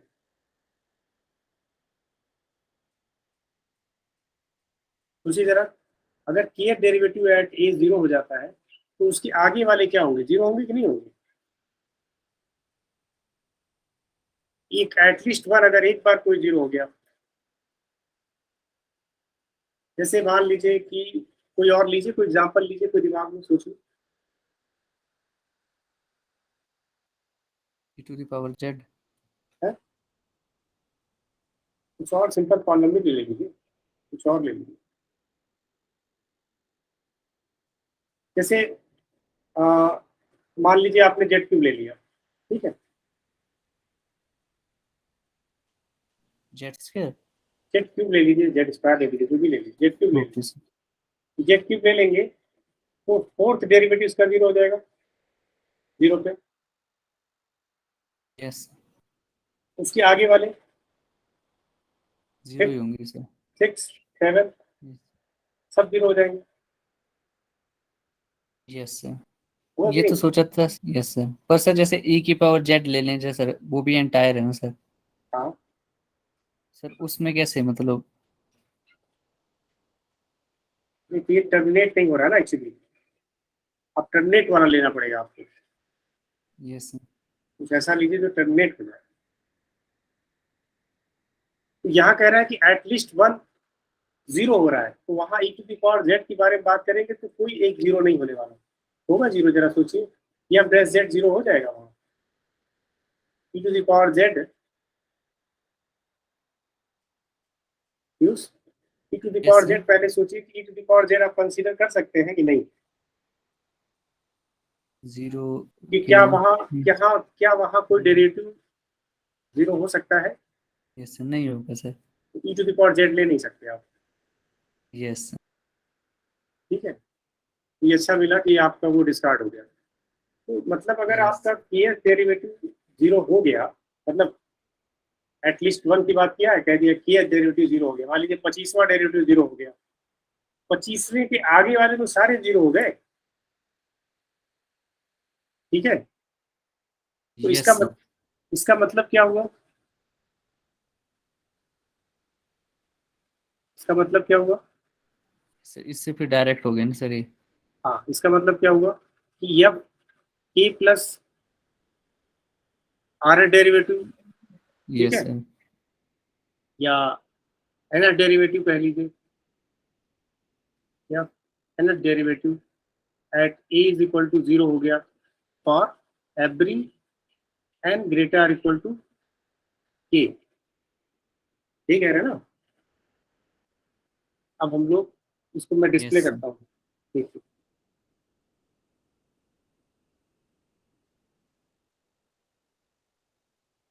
देखिए,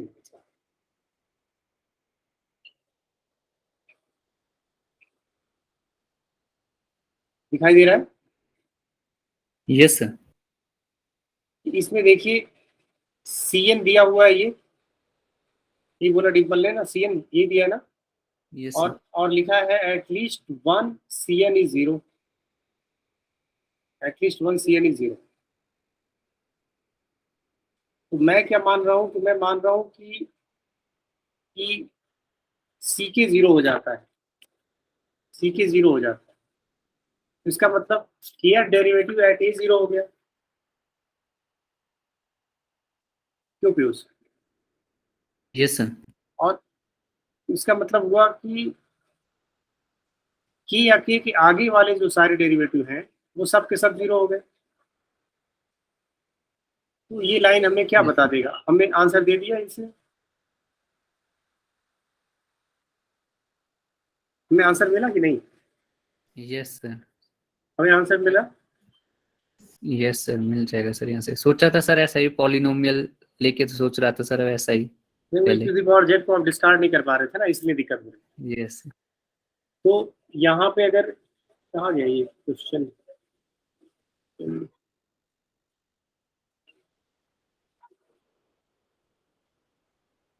क्वेश्चन कहाँ चला गया? क्वेश्चन कहाँ?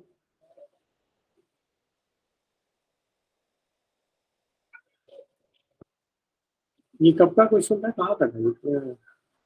जून वाले में होगा सर। जून का क्वेश्चन था। Yes sir. जून। हाँ यस। अब इसमें ऑप्शन जो थे वही, nth derivative at zero, nth derivative at zero equal to zero for infinity many. ठीक है, यस सर। पहला ऑप्शन भी करेक्ट हो गया और फोर्थ ऑप्शन भी करेक्ट हो गया। फोर्थ तो प्रूफ ही है, दिख ही रहा है। Yes sir. तो कोई दिक्कत नहीं है ना?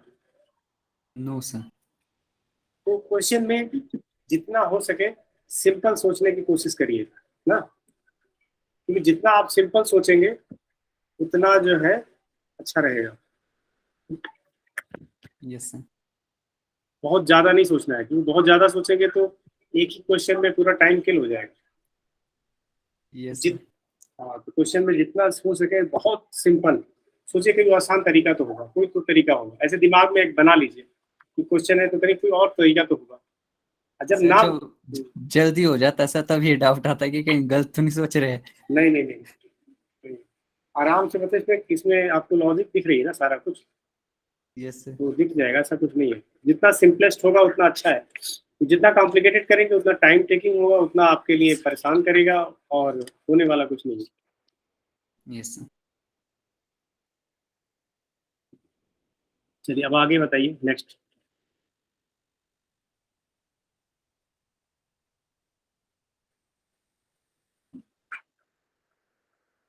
यस सर, आगे करने को। यस सर, 11th क्वेश्चन था, इसमें हमें दिया होता है कि एफ, ये मैंने लिखे हो नहीं सर, ये एक्स्ट्रा मिले होते बाद में ना अच्छा अच्छा। उसमें। यस सर, तो लेट एफ और जी बी मेरोमॉर्फिक फंक्शन है सी पे, ये हमें गिवन था। और एफ हमें दिया होता है कि एफ के पास 0 है ऑर्डर के का at Z equal to a पे, और जी जो है उसके पास पोल है एम ऑर्डर का एट जेड इक्वल टू 0 पे। Then g of F z पूछ रहा है कि उसके बारे में पूछ रहा है कि 0 होगा इस ऑर्डर का, पोल होगा इस ऑर्डर का at Z equal to a पे। मैंने क्या किया, सिंपल एफ जेड, क्योंकि इसने बोला था कि एफ के पास 0 होगा के ऑर्डर का at Z equal to a पे, मैंने एफ जेड को ले लिया जेड माइनस ए की पावर के। तो इसके पास के ऑर्डर का 0 है eight Z equal to a पे। और जी जेड पे बोला था इसने कि एट जेड इक्वल टू 0 पे पोल होना चाहिए एम ऑर्डर का, मैंने जी जेड को ले लिया 1/z to the power M. तो अब ये जो मैंने गिवन एग्जांपल है, इनके अकॉर्डिंग जो जी ऑफ एफ जेड आएगा वो आ जाएगा, थोड़ा सा नीचे करना, तो इससे जो जी ऑफ एफ जेड आ जाएगा वो आ जाएगा मतलब कैलकुलेशन करके 1/z minus a to the power k m, मतलब जो जी ऑफ एफ जेड आएगा। अब यहाँ से क्लियरली दिख रहा है कि ये जो जी ऑफ एफ जेड है इसके पास जीरोस तो है ही नहीं, इसका मतलब ए और सी तो ऐसे ही रॉन्ग हो गए कि भाई इस ऑर्डर का 0 होगा इस ऑर्डर का, क्योंकि जीरोस तो है ही नहीं। और दूसरा जो पोल्स है, पोल्स के लिए मैंने डिनोमिनेटर को 0 कर दिया, डिनोमिनेटर को 0 करेंगे तो यहाँ से जेड इक्वल टू ए जो है वो मतलब के इंटू एम ऑर्डर का जो है पोल आएगा। और मैंने वेरीफाई भी किया कि इसकी लिमिट भी इन्फिनिटी आएगी। तो इसका मतलब जेड इक्वल टू ए जो पोल है के इंटू एम ऑर्डर का, जो कि ऑप्शन बी में करेक्ट था। और जो ऑप्शन डी था उसमें बोल रहा था कि के माइनस एम का जो मोड है उस ऑर्डर का होना चाहिए, पर हमारे पास के एम ऑर्डर का है, तो इसका मतलब सिंगल करेक्ट ऑप्शन होगा, बी ऑप्शन करेक्ट होगा। चलिए बहुत अच्छा, बहुत अच्छा आपने इसे अप्रोच किया। सबसे अच्छी बात जो मुझे लगी आपकी वो ये कि आपने डायरेक्टली एफजेड को जो दिया है वही मान लिया कि जो कह रहा है वो, मतलब यही सोच करके उसने एग्जाम क्वेश्चन भी बनाया होगा एग्जामिनर ने ना, कि f z equal to z minus a to the power के ले लिया, और फिर उसके बाद g Z equal to 1/z to the power m ले लिया और क्वेश्चन सेट कर दिया। तो एकदम आपने उसकी नब्ज पकड़ ली और ऐसे लिख दिया। वेरी गुड, ये अप्रोच, ये क्वेश्चन पढ़ते ही आपने ये जो काम किया, ठीक है, बहुत बढ़िया है। बस इसके बाद तो आंसर आ ही जाएगा।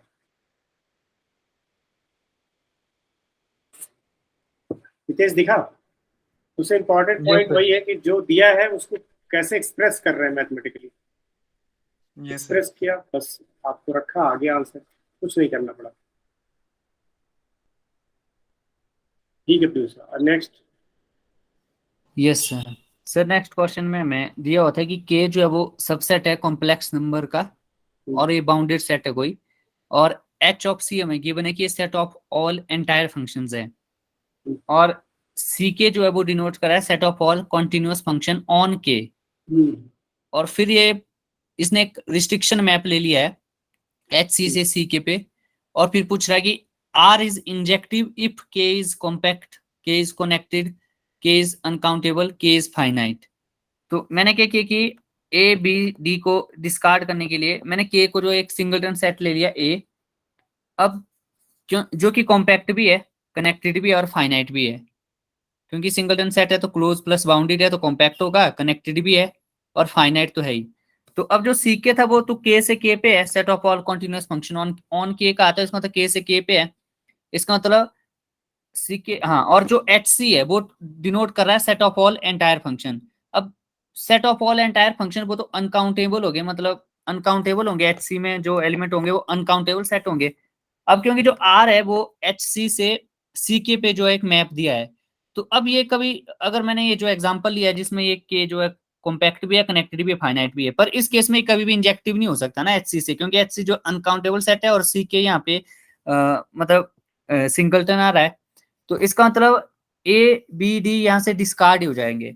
और ऐसे भी देखा जाए जो एच सी है वो अनकाउंटेबल सेट है, तो इसका मतलब अगर एच सी अनकाउंटेबल है, सी के को जो है अनकाउंटेबल तो होना ही पड़ेगा, क्योंकि अनकाउंटेबल से जो है अगर मान लीजिए हमने अनकाउंटेबल से काउंटेबल पे इंजेक्टिव मैप हो ही नहीं सकता है, और ना ही मतलब अनकाउंटेबल से छोटा अगर हम लेंगे सी के तो मतलब हो ही नहीं सकता है, अनकाउंटेबल से अनकाउंटेबल पे ही इंजेक्टिव मैप एग्जिस्ट कर सकता है, इसलिए इसका सी करेक्ट होगा, के इज अनकाउंटेबल। अच्छा, वेरी गुड पॉइंट।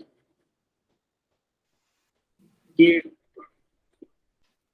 वन होने के लिए जो है के शुड बी अनकाउंटेबल ना। Yes sir. डिम्पल कुछ बोलेंगे आप? यस सर, ठीक है सर। नितेश? ये सर ठीक है सर ये। मतलब इनका इंपॉर्टेंट चीज ये है कि सी के इज वन देन के शुड बी अनकाउंटेबल। ये सर। ठीक है डिम्पल, डिम्पल कह रहे हैं पीयूष, यस सर। हो गया complete? Yes sir. Very good very good. सारा सॉल्व कर दिया आपने तो 11 question. Yes sir. Very good. चलिए शुरू हो जाइए आप भी बच्चा, देखिए कितना हो पाता है। ये सर। नितेश?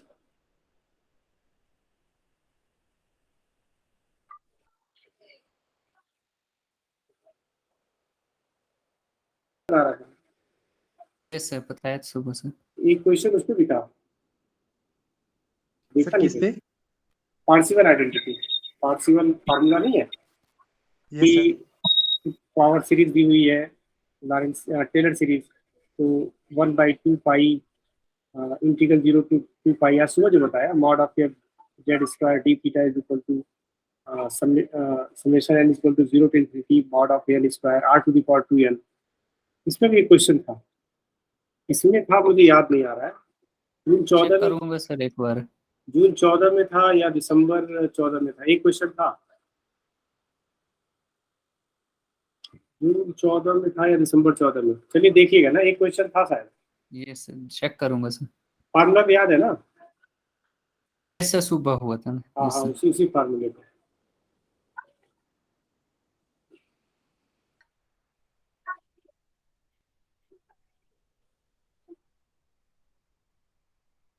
एक क्वेश्चन और था लेकिन कंटूर मॉड हैं? क्या था? मैंने एक क्वेश्चन और था लेकिन वो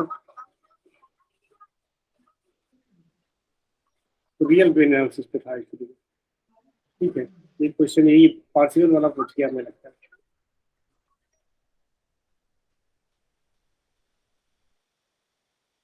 ठीक है, बताइए आपको इंटीग्रेशन सॉल्व करना है? नहीं सर, हो गया कर दिया? सर। ये था ना कि इस over the region mod of z+1 equal to 2 इस पे दिया था। इसका मतलब क्या है कि इसका जो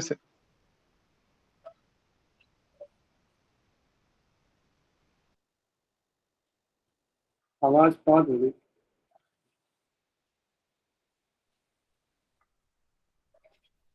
तो सर जैसे इसका मतलब क्या है, एक सिंपल पोल है -2 पे, तो इसका जब सॉल्व करेंगे आप तो ये 2 पाई आयोटा आ जाएगा, क्योंकि -2 पे जो है इसकी वैल्यू 1 आ जाएगी, मतलब रेजिड्यू इसका -2 पे 1 आ गया, तो 2 पाई आयोटा इसका आंसर आ गया। तो सी इज द करेक्ट आंसर। इसको वैसे कोशी अगर कोशी इंटीग्रल फॉर्मूले से भी करेंगे तो तब भी हो जाएगा। ठीक है, ठीक है। नेक्स्ट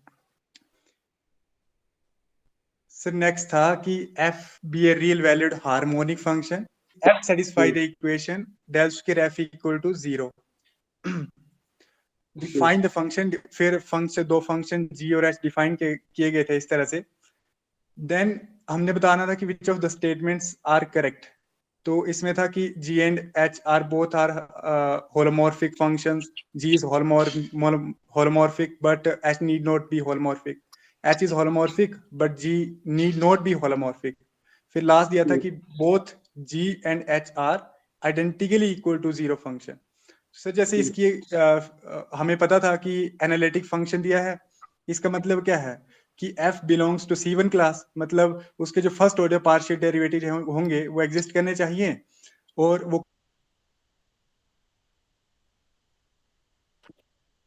g पे अगर मैं देखूं तो इस पे जब CR इक्वेशन में दिखाऊंगा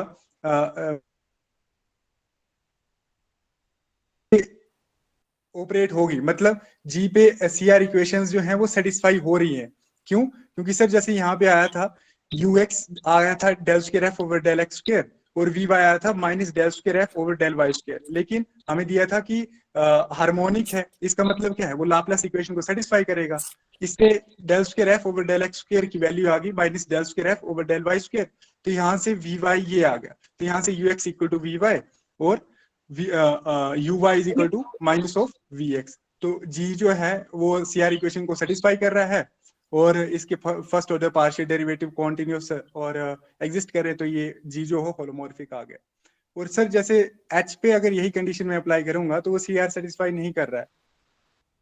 h जो है CR सेटिस्फाई नहीं कर रहा है, तो वो नेसेसरी कंडीशन को ही सेटिस्फाई नहीं कर रहा है, तो वो होलोमॉर्फिक नहीं होगा। तो इसलिए सर मैंने इसका बी करेक्ट किया था। चलिए ठीक है, मतलब आपने CR सेटिस्फाई करा के चेक कर लिया। यस ठीक है। Yes sir. किसी को कुछ पूछना हो तो पूछे। पीयूष, कुछ पूछना है?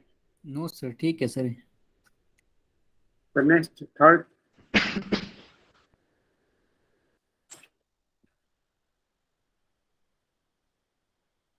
आपका तो क्वेश्चन भी कम है शायद ना? ये सर 10 क्वेश्चन थे, मैंने देखे ना, मैंने 9 लिखे थे, सो 10वां आपने करवा दिया अच्छा, सुबह। वो पॉजिटिव डेफिनेटनेस का था ना, अच्छा। वो कर लिया वैसे। ठीक है। Yes sir. सर नेक्स्ट था कि f be an analytic function defined on the open unit disk in C, then f is constant। हमने बताना कि f जो है constant कब होगा। सर ये दिख रहा था कि आइडेंटिटी थ्योरम यहाँ पे अप्लाई होगी, constant है तब। ये सर, तो सर आइडेंटिटी थ्योरम, तो हमें पता है कि fz is analytic अगर डोमेन में है, किसी डोमेन में है, and if set of zeros of fz in omega has limit point in omega, अगर उसी डोमेन में उसका लिमिट पॉइंट जो है मिल जाता है हमें, तो fz जो होगा वो आइडेंटिकली जीरो फंक्शन होगा उस डोमेन में। तो सर जैसे फर्स्ट में देखें तो 1/n, तो 1/n का जो लिमिट पॉइंट होगा वो 0 होगा, विच lies in mode z is less than 1, मतलब ये ओपन यूनिट डिस्क में लाई कर रहा है। सर ये सेकंड था कि fz इक्वल टू 0, तो इस तरह से सर, तो इसका मतलब क्या हुआ कि for all mod z equal to 1/2। इसका मतलब क्या हुआ सर कि मोड z इक्वल टू 1/2, मतलब 1/2 रेडियस का एक सर्कल, तो सर्कल में इनफाइनाइट पॉइंट्स है, सर्कल पे इनफाइनाइट पॉइंट्स है, तो उसके जो है सारे के सारे लिमिट्स पॉइंट्स कहाँ आ गए, इसी में आ गए। इसका मतलब क्या हुआ कि बी भी सेटिस्फाई हो गया। हम्म। और सर सेकंड था कि थर्ड था f of 1/n² equal to 0, तो सर ये भी करेक्ट हो गया, लिमिट पॉइंट इसका भी 0 आएगा। तो सर लास्ट था f of z equal to 0 for all z belongs to -1, मतलब सर ये ओपन डिस्क ही दी गई थी सर, तो इसका क्लोजर आएगा माइनस क्लोज इंटरवल -1 तो which lies also in mode z is less than 1, तो इसका मतलब क्या हुआ कि ये भी करेक्ट हो गया। मतलब चारों ऑप्शन करेक्ट हो। कुछ पूछना है पीयूष? नो सर, ठीक ही है सर। डिम्पल? No sir. चलिए ठीक है, नेक्स्ट आगे बढ़िए।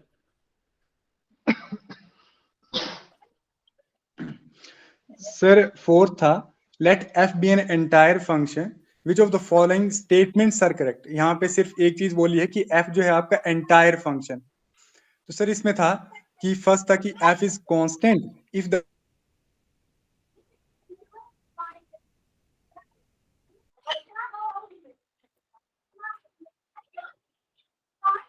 range of f is contained in a straight line, f is constant if f has uncountably many are equal to 0, और फोर्थ था f is countable constant if the real part of f is bounded। तो sir जैसे मैंने c से start किया था यहाँ पे,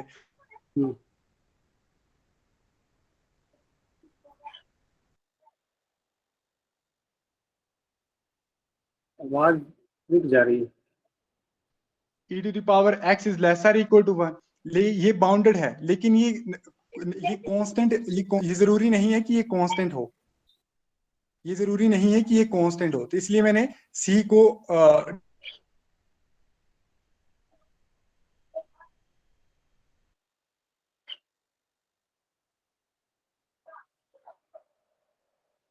कि f कांस्टेंट होगा if the real part of f is bounded. तो सर ये तो हमने किया भी है, तो ये करेक्ट स्टेटमेंट है कि अगर कोई एंटायर फंक्शन है and either of u and v are bounded then f is constant, तो इसलिए मैंने ये स्टेटमेंट लिख दी यहाँ पे। और ऑप्शन बी था कि f is constant if f has uncountably many zeros, तो सर ये तो आइडेंटिटी थ्योरम से ट्रू हो जाएगा। डोमेन f is तो इसकी डोमेन क्या है, कॉम्प्लेक्स है, होल कॉम्प्लेक्स प्लेन है। f is constant if f has uncountably many zeros, इसका मतलब क्या हुआ कि f of zi is equal to 0 for uncountable zi, इसका मतलब क्या हुआ कि f of z equal to 0 सारे z के लिए c z belongs to c, तो f z जो है वो कांस्टेंट हो गया बाय आइडेंटिटी थ्योरम सर। और ऑप्शन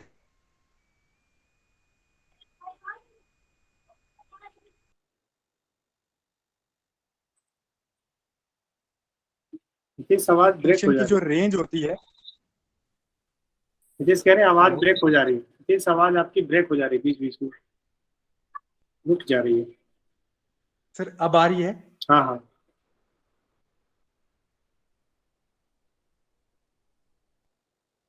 आ रही, बोलूं?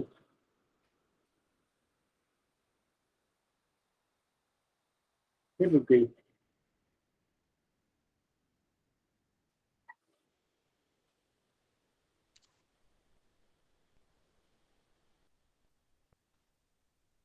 हेलो? हेलो, हाँ बोलिए। ये सर फर्स्ट ऑप्शन था कि f is constant if the range of f is contained in a straight line. तो सर एक रिजल्ट होता है, उसका स्टैंडर्ड रिजल्ट है सर, मेरे को नाम नहीं उसका, कि अगर नॉन कांस्टेंट, अगर आपके पास एंटायर फंक्शन है तो उसकी जो रेंज है या तो होल कॉम्प्लेक्स प्लेन होती है या तो एक पॉइंट उसमें से आप स्किप कर सकते हैं, तो मतलब range of non constant entire function can skip at most one point, अच्छा। ये रिजल्ट होता है ना सर। हम्म, तो सर जैसे ये है तो इसका मतलब क्या हुआ, तो सर इसका रेंज दिया है स्ट्रेट लाइन, अगर इसकी रेंज जो है स्ट्रेट लाइन है और इसकी डोमेन क्या है सी है, इसका मतलब क्या है कि इसकी रेंज में ये जो इनफाइनाइट पॉइंट्स हैं, जो स्ट्रेट लाइन पे पॉइंट्स हैं, यही इसकी रेंज में आए, तो ये क्या है, इनफाइनाइटली मैनी पॉइंट्स को जो है वो छोड़ रहा है। सर आवाज आ रही मेरी वैसे? आ रही, बोलो। Yes sir. तो इसका सर इसका क्या हुआ कि domain is whole complex plane but the range of it's straight line. तो ये क्या कर रहा है, ये अनकाउंटेबली मैनी पॉइंट्स जो है सी के वो स्किप कर रहा है। अगर ये स्किप कर रहा है तो इसका मतलब क्या हो गया, वो एफ जो है वो आपका कांस्टेंट हो गया। सर ये मेरे ध्यान में है इसलिए मैंने इसको अभी लिखा नहीं है, तो इसलिए मैं सोच रहा हूँ कि ये करेक्ट होगा। कौन सा? बी? ए सर, ए। ए? ये सर, ठीक है, ये करेक्ट है। ये सर और इसको ऐसे भी कर सकते हैं ना कि स्ट्रेट लाइन है तो इसका मतलब क्या हुआ कि रियल पार्ट जो है a z plus b is equal to 0, real part जो होगा वो उसका 0 हो जाएगा। इस तरह से भी प्रूव कर सकते हैं वैसे, लेकिन ये रिजल्ट मेरे ध्यान में था तो मैंने इसको डायरेक्ट कर दिया फिर। ये सर नेक्स्ट था कि पावर सीरीज की थी, तो इसका रेडियस ऑफ कन्वर्जेंस हमने बताना था कि इसका रेडियस ऑफ कन्वर्जेंस क्या होगा। सर तो जैसे पहला है कि उसमें summation n varies from 1 to infinity n log n z to the power n along z equal to 0 के along थी। तो सर जैसे इसमें अगर रेडियस ऑफ कन्वर्जेंस की बात करेंगे तो यहाँ पे a n क्या आ गया, n log n, a n plus 1। तो रेशियो टेस्ट लगाएंगे तो इसकी जो लिमिट है वो अल्टीमेटली आ जाएगी 1। तो r 1 upon r is 1 which implies that r is 1। तो सर f का जो रेडियस ऑफ कन्वर्जेंस r आ गया वो 1 आ गया। इसी तरह से सर g की जब निकालेंगे तो r इसका 0 आएगा। क्यों? क्योंकि an जो गिवन है वो e to the power n square over n दिया है, तो इसको जब लिमिट लगाएंगे तो ये इस तरह से बन जाएगा। और नीचे डिनोमिनेटर जो है इसका ये है n to the power 1 by n, तो limit n tend to infinity n to the power 1 by n, ये रिजल्ट ही होता है 1 हो जाएगा। इसका मतलब क्या हुआ, limit n tend to infinity e to the power n which is infinity, तो मतलब 1 by r इज इंफिनिटी, तो r की value 1 upon infinity which is 0, तो r जो है 0 आ गया। सर इसका मैंने किया था बी करेक्ट किया था। ठीक है, ठीक है। किसी को पूछना है? पीयूष? No sir. आप लोग भूल नहीं गए? चलिए ठीक है, सही होगा, सब में आ रहा हूँ। यस सर, ठीक है sir.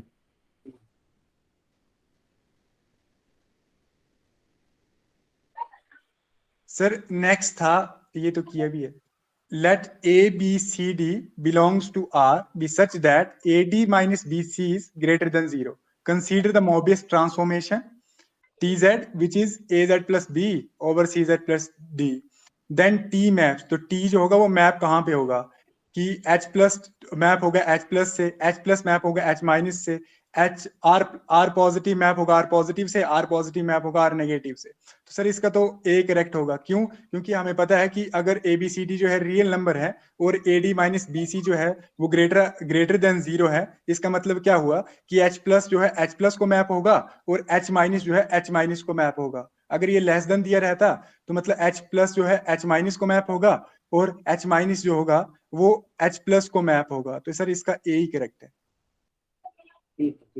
Standard result. Yes sir. ठीक। नेक्स्ट सर नेक्स्ट दिया था कि एफ जेड जो है 1 upon e to the power z minus 1, ये दिया था।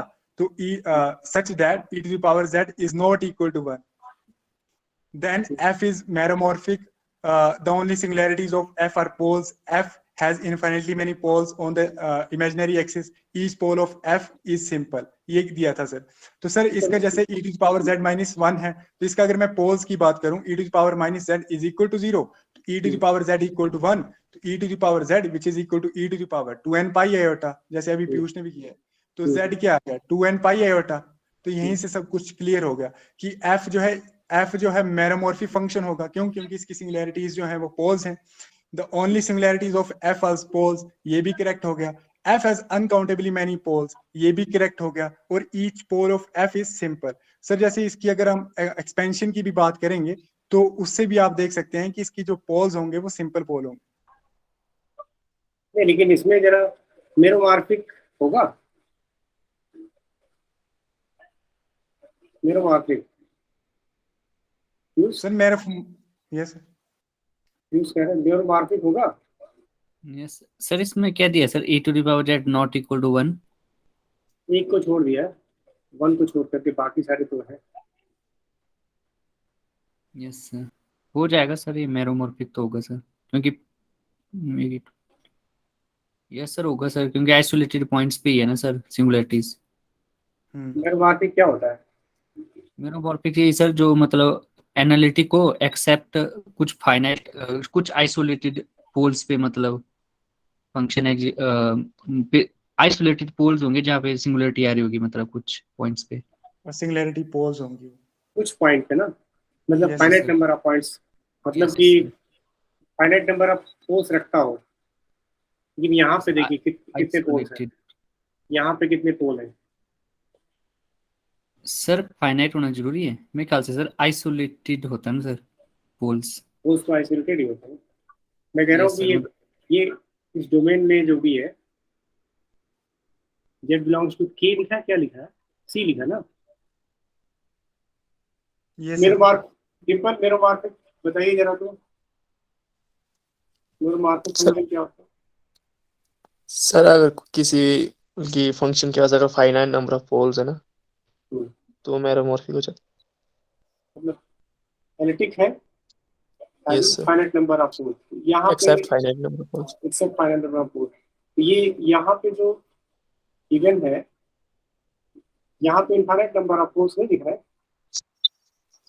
सर मेरे को तो एक कंडीशन ही समझ नहीं आ रही, जैसे यहाँ दिया ना such that a z not equal to 1।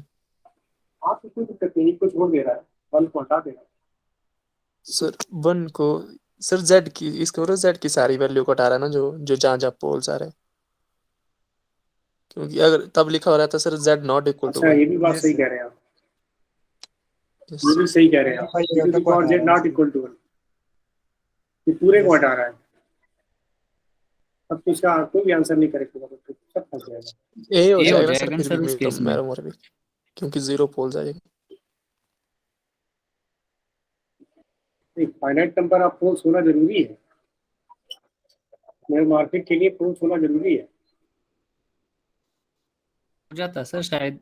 कोई भी पोल्स नहीं होंगे तब तब भी नहीं होगा ना, मैरोमॉर्फिक। तब तो एनालिटिक हो गया ना, तब मेरे मार्केट क्यों कहेंगे? मतलब उसमें except finite number of poles, वहाँ फाइनाइट नंबर ऑफ पोल्स होने चाहिए। ऐसे आप 0 कहते रहे कि 0 पोल है। इसका आंसर क्या दिया था नितेश? Yes, sir. इसका आंसर देखा था आपने, क्या दिया था? सर मेरे हिसाब से ये सारे करेक्ट ही दिए थे। सारे करेक्ट दिए थे। Yes, sir. तो उसका मतलब यहाँ कहीं कुछ ऊपर गलती है। क्वेश्चन 8 में जो है, कुछ e to the power z is not equal to 1, कुछ गड़बड़ है क्वेश्चन में ना। सर मैंने तो इसको ऐसे देखा था ना, e to the power z equal to 2n pi iota, तो z equal to 2n pi iota, तो मतलब इसका मतलब क्या हुआ? लेकिन आप ये भी देखिए ना, सिंपल ने जो बोला अभी, तो कह रहे हैं कि e to the power z not equal to 1, तो ये सारे वैल्यूज को हटा दिए ना आपने। Yes, sir. तो इनको हटा दिए, अगर आपने निकाल दिए, बाहर कर दिए, तब तो कहाँ, तो ये एवरीवेयर रिलेटिव नहीं हो गया। मतलब आप इनको छोड़ देंगे अगर,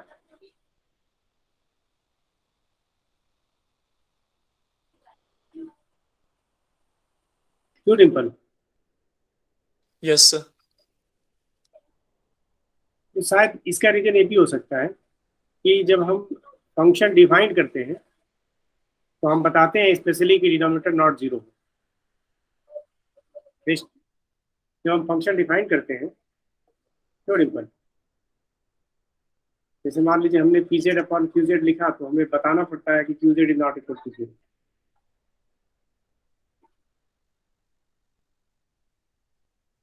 ऐसा हो सकता है, इसलिए लिखा हो। ऐसा हो सकता है सर। ऐसा हो सकता है ना कि उसके लिए लिखा हो कि भाई फंक्शन डिफाइंड है, इस तरह का फंक्शन डिफाइंड है, और जो फंक्शन डिफाइंड है मतलब 1 के e to the power z equal to 1 के अलावा डिफाइंड है, और क्योंकि 1 पे तो इन्फिनिटी हो जा रहा है, ठीक ना। Yes, sir. ये सेंस भी हो सकता है ना। चलिए ए वाले पे थोड़ा सोचिएगा, ए वाला होगा कि नहीं। इसको तो मान लीजिए, मतलब बी सी डी तो मुझे कोई डाउट नहीं लग रहा है। ए वाला सोचिएगा, क्योंकि इसके पास तो इनफाइनाइट नंबर ऑफ पोल्स हो रहा है, तो कैसे ये हो गया? क्योंकि मेरोमॉर्फी की डिफिनेशन भी आप पढ़ेंगे तो आपको पता चलेगा फाइनाइट नंबर ऑफ पोल्स होने चाहिए। और अभी सभी लोगों ने बताया भी कि जो है कि फाइनाइट नंबर ऑफ पोल्स होने चाहिए, मतलब functionality except finite number of poles. या मैं आप ही ने बोला फाइनाइट नंबर ऑफ पोल्स के अलावा जो है फंक्शनैलिटी होना चाहिए। मैं तो ऐसा पढ़ता सर, जैसे आइसोलेटेड पोल्स पे होना चाहिए सर। पोल्स आइसोलेटेड ही होते हैं, जीरो भी आइसोलेटेड होते हैं। Yes sir. फाइनाइट की बात हो रही है, फाइनाइट नंबर ऑफ पोल्स, ये चेक करिएगा, ठीक है? Okay sir. अगर ये फाइनाइट नंबर ऑफ है तो ए आंसर करेक्ट नहीं होगा, बी सी डी करेक्ट होगा। चलिए ठीक है, आगे।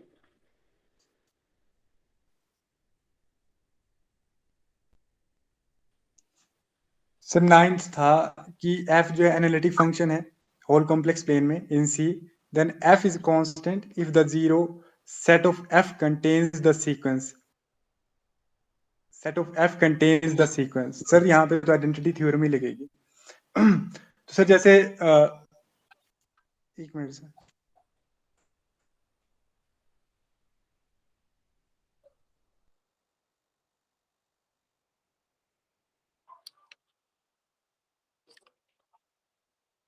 हेलो, यस सर, ठीक। सर तो जैसे ये बोला है कि if the zeros of set of f contains the sequence an equal to 1 by n, an equal to -1 to the power n minus 1 1 by n, an 1 upon 2n। D option दिया था कि an जो होगा वो n होगा if 4 does not divide n, and an जो होगा वो 1 by n होगा if 4 divides n, ये दिया था। सर जैसे an है, यहाँ पे मैंने लिखा भी है, ओके। सर ये है ना कि f be an analytic function in a domain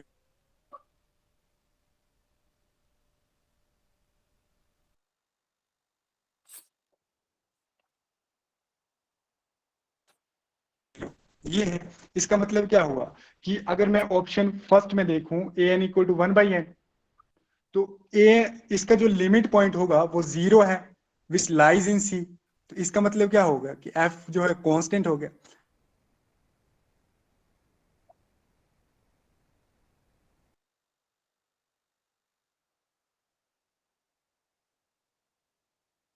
अगर मैं b की बात करूं तो ये बात कर रहे हैं -1 बाई n और 1 बाई n। इसके लिमिट पॉइंट की बात करूं तो वो भी 0 बिलोंग मिल रही है, इसका लिमिट पॉइंट भी वैसे ही आएगा, तो एफ भी कांस्टेंट आ जाएगा। और ऑप्शन डी में था कि an जो होगा वो आपका n होगा,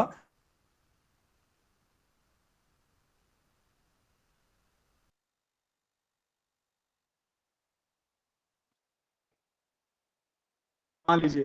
तो जैसे a4 के ये ले ली मैंने सपोज, तो ये क्या आ गया 1/4k। अगर इसके मैं लिमिट पॉइंट की बात करूं तो वो क्या है 0 विच लाइज इन c।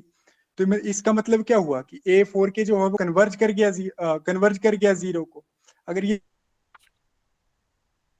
कि an equal to 1 by n, तो इसका लिमिट पॉइंट भी 0 है। इसका मतलब क्या है कि an जो है वो भी कन्वर्ज करेगी 0 को।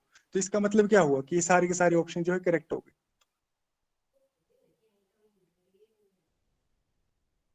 इसमें किसी को डाउट? हेलो, कोई पूछेगा? अंशिका? Yes, sir. कुछ पूछना है इसमें? No, sir.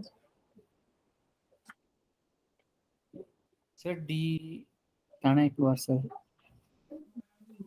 कौन सा? Option D. Okay, option D दिया है कि an की वैल्यू जो होगी n होगी आपकी if 4 does not divide n, and an जो होगा वो 1 बाई n होगा इफ 4 डिवाइड्स n। तो इसका मतलब क्या होगा, आपकी सीक्वेंस जो इस तरह से बनेगी ना 1 2 3 1 बाई 4 4 5 6 7 1 बाई 8, इस तरह से। अगर मैं एक सब सीक्वेंस इसकी ये ले लूं तो ये क्या बनेगी, इसकी एक सब सीक्वेंस ले लूं तो मैं a4k ये मैंने कंसीडर कर ली, तो वो क्या बनेगी 1/4k। तो ये क्या है, ये किसको कन्वर्ज कर रही है, ये किसको कन्वर्ज कर रही है?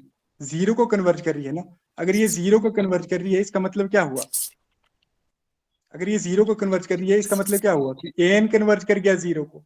और सेकंड में देखिए क्या बोला है कि एन जो होगा वो 1/n होगा इफ 4 डिवाइड्स n। तो 1/n है, इसका मतलब क्या है? इसका लिमिट पॉइंट क्या आएगा? Zero, which lies in C, which lies in C. इसका मतलब क्या हुआ? By identity theorem, by identity theorem this will also correct. तो इसमें एक डाउट है मुझे सर, सब सीक्वेंस सर अगर कन्वर्ज करे जीरो पे, सर सीक्वेंस जरूरी नहीं है ना सर जीरो पे कन्वर्ज करे? मतलब सीक्वेंस करेगी तो सर सब सीक्वेंस कन्वर्ज करते हैं सर, सब सीक्वेंस से सीक्वेंस पे नहीं जा सकते हैं सर? तो एग्जाम्पल बताइए, कोई एग्जाम्पल बताइए जहाँ पे सब सीक्वेंस कन्वर्ज करता हो और सीक्वेंस कन्वर्ज ना करता हो। सर -1n, उसमें सर सब माइनस, सीक्वेंस ऑड और इवन नंबर की कन्वर्ज करेगी ना सर? जैसे सर अगर ऑड नंबर की ले लें तो मैं सर समझ वो गया, 1 1 यस 1 1 यस -1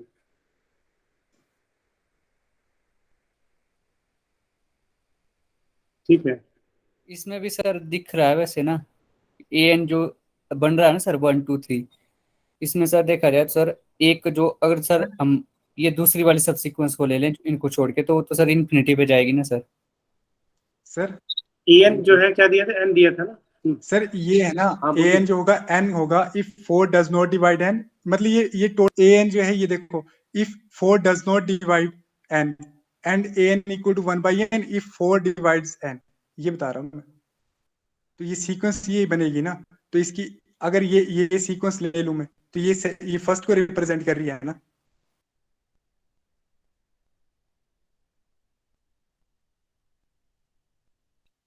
अच्छा, ये आपने 8 4 क्या लिया? के ये सर 4k है ना।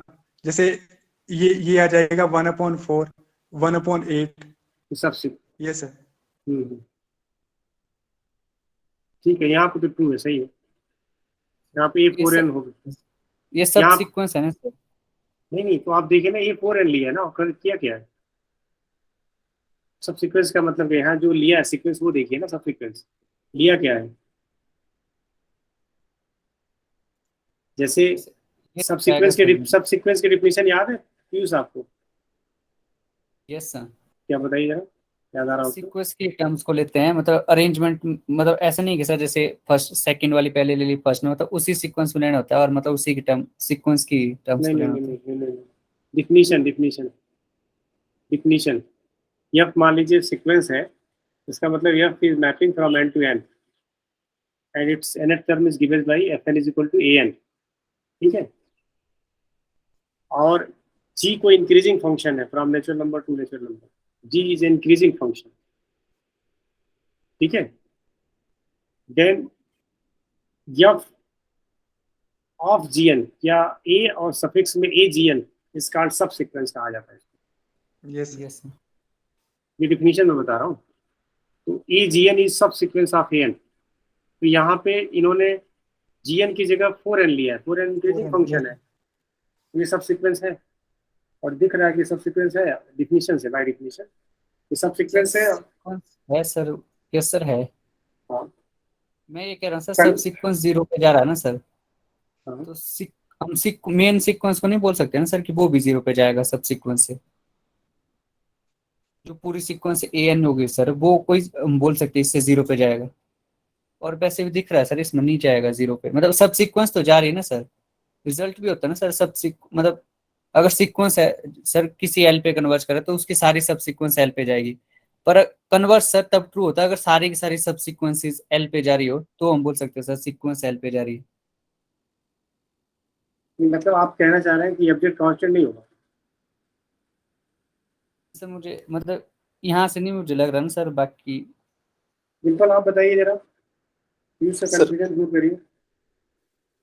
पीयूष ठीक बोल रहा है सर, जैसे कि अगर सब सीक्वेंस है ना सर, तो हम्म, हम ऐसे सीक्वेंस को नहीं बोल सकते कन्वर्ज करेगा, बट कांस्टेंट हो जाएगा सर इस केस में, क्योंकि जीरो लिमिट पॉइंट आ जाएगा ना। तो हमको क्योंकि तो यही चाहिए ना, हमको जीरो यही के चाहिए, नेबरहुड, यस सर, जीरो के यही नेबरहुड में चाहिए ही ना, सब सीक्वेंस की क्योंकि बहुत ये सारी टर्म्स आ जाएगी ना। लिमिट, यस सर, हमें तो जीरो पे यस सर, कन्वर्ट कर दिया। यस सर कांस्टेंट तो हो जाएगी ना, पर सर पीयूष का डाउट ये था ना कि जैसे इन्होंने बोला कि सब सीक्वेंस कन्वर्ज करे, 0 पे सीक्वेंस कन्वर्ज करेगी, तो वो जरूरी नहीं है। ये जरूरी नहीं है। हाँ अब तीनों लोगों को क्लियर हो गया, मतलब मैंने कहा हितेश को क्लियर हो गया। ये सर मुझे डाउट समझ आ गया पीयूष का क्या बोला। मतलब वो सर लेकिन इनका- हमें सिर्फ लिमिट पॉइंट देखना होता है ना कि उसका लिमिट पॉइंट जो है वो उसके अंदर है कि नहीं। चलिए ठीक है, मतलब पीयूष को भी समझ में आ गया। पीयूष ठीक है। Yes sir, yes sir. चलिए, और किसी को डाउट? अब कौन सा क्वेश्चन इसका हो गया? बस क्वेश्चन खत्म। यस सर, एक क्वेश्चन था जो मैंने नहीं किया है। एक क्वेश्चन वो नहीं किया, और भी क्वेश्चन नहीं किया भाई आपने। सर हमें मुझे लगा तो यही मिले। नहीं, हमें लगता है और क्वेश्चन आपने नहीं किए क्वेश्चन सर और 10 भी। क्वेश्चन थे। ये आपने 10 क्वेश्चन थे। ये सर हमें सर लगता है 5 कुछ 5 थे ना। एक एक पॉजिटिव डेफिनेटनेस का था, वो आपने सुबह करा दिया तो उसको मैंने लिखा नहीं फिर। नहीं, वो नहीं लिखा आपने। ठीक है, वो तो ठीक है, लेकिन मैंने दोनों में जो है 2x2 की मैट्रिक्स ली थी। इसमें एक 2x2 की थी, एक 3x3 की थी। एक 3x3 की थी सर। सेम नहीं हुआ क्वेश्चन ना, मतलब मान सकते हैं वैसे। सर मैं उसको पोस्ट कर दूंगा अभी करके। नहीं, और भी क्वेश्चन है हमें लगता है इसमें 2015 में, जो मुझे लगता है कुछ छूटा है क्वेश्चन, जो आप ध्यान नहीं दिए।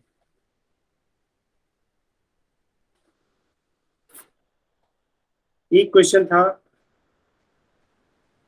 ये देखिए क्वेश्चन था,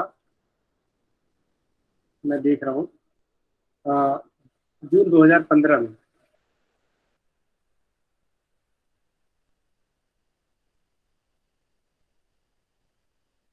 जून 2015 में क्वेश्चन था कि how many elements does the set, ये नहीं बताया आप लोग। How many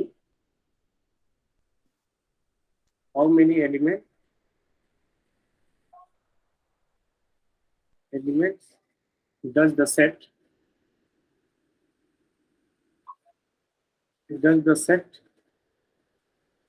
Z belonging to C such that Z to the power 60 is equal, ये देखा था आपने क्वेश्चन?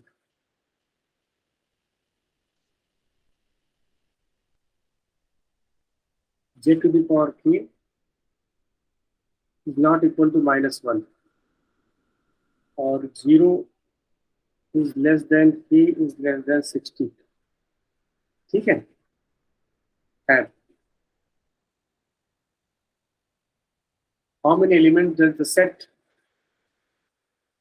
have? ऑप्शन थे इसके, ये है जून 15 का, ठीक है। ऑप्शन इसके थे 24, बी ऑप्शन 30, सी ऑप्शन 32 और डी ऑप्शन 45। एक क्वेश्चन ये था, लगता है और भी छूटा हुआ क्वेश्चन 32 होगा सर इसका, है। 32 होगा इसका। सही लिखा मैंने क्वेश्चन? 24, 30, 32, 45। क्या बोला आपने? 32 सर, ऑप्शन सी। कैसे कैसे आप मुझे सॉल्व करके पोस्ट करिएगा ना।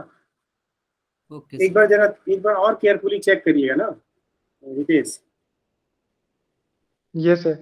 एक बार और केयरफुली चेक करिएगा, तो मुझे लगता है कि क्वेश्चन और है जो छूट गया आपसे।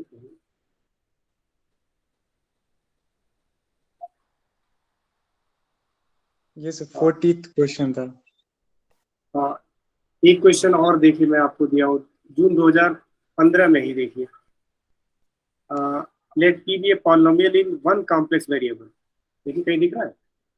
Late p be the polynomial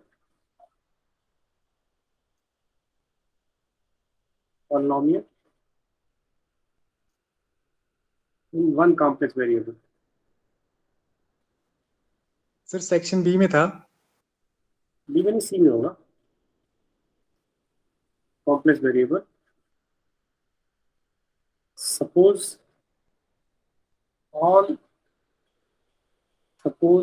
all zeros of p, all zeros of p are in upper half plane. Upper half plane. Upper half plane. ठीक है, S दिया हुआ था such that S is equal to था all those Z belonging to C such that imaginary part of Z is positive. और दिखा कि नहीं दिखा आपको? यस सर 82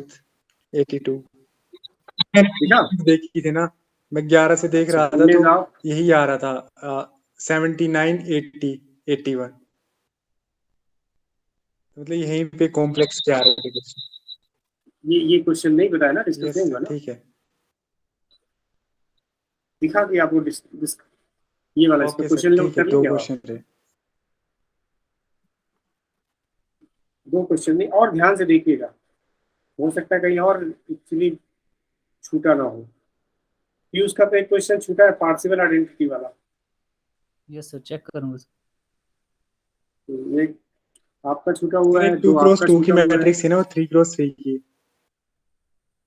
हाँ वैसे ठीक है, मान लेंगे, बट दोनों में कोई दिक्कत नहीं है, क्वेश्चन तो सेम ही है। यस सर चलिए ठीक है, अब कल यहाँ शुरू करेंगे। अब कल किसका किसका टर्न है डिस्कस करने का? तनुज मनिंदर और कनिका। बता दिया आपने? यस सर सर उन्होंने शेयर भी कर दिया है ग्रुप में। अच्छा अच्छा, चलिए रिमाइंड कर लीजिए आप लोग, कनिका और मनिंदर। सर हाँ बोलिए सर एक क्वेश्चन था बोलिए। इसमें, इसी में ये सर जो नहीं किया था मैंने कौन सा क्वेश्चन नहीं किया? उसको। 2 क्वेश्चन है, सर और भी कुछ किया नहीं किया था? सर नहीं और सर भी हैं एक 2-3 क्वेश्चन था ना, वो क्वेश्चन लिखा हुआ मैंने, और भी क्वेश्चन है मेरे क्या? को समझ नहीं आया सर।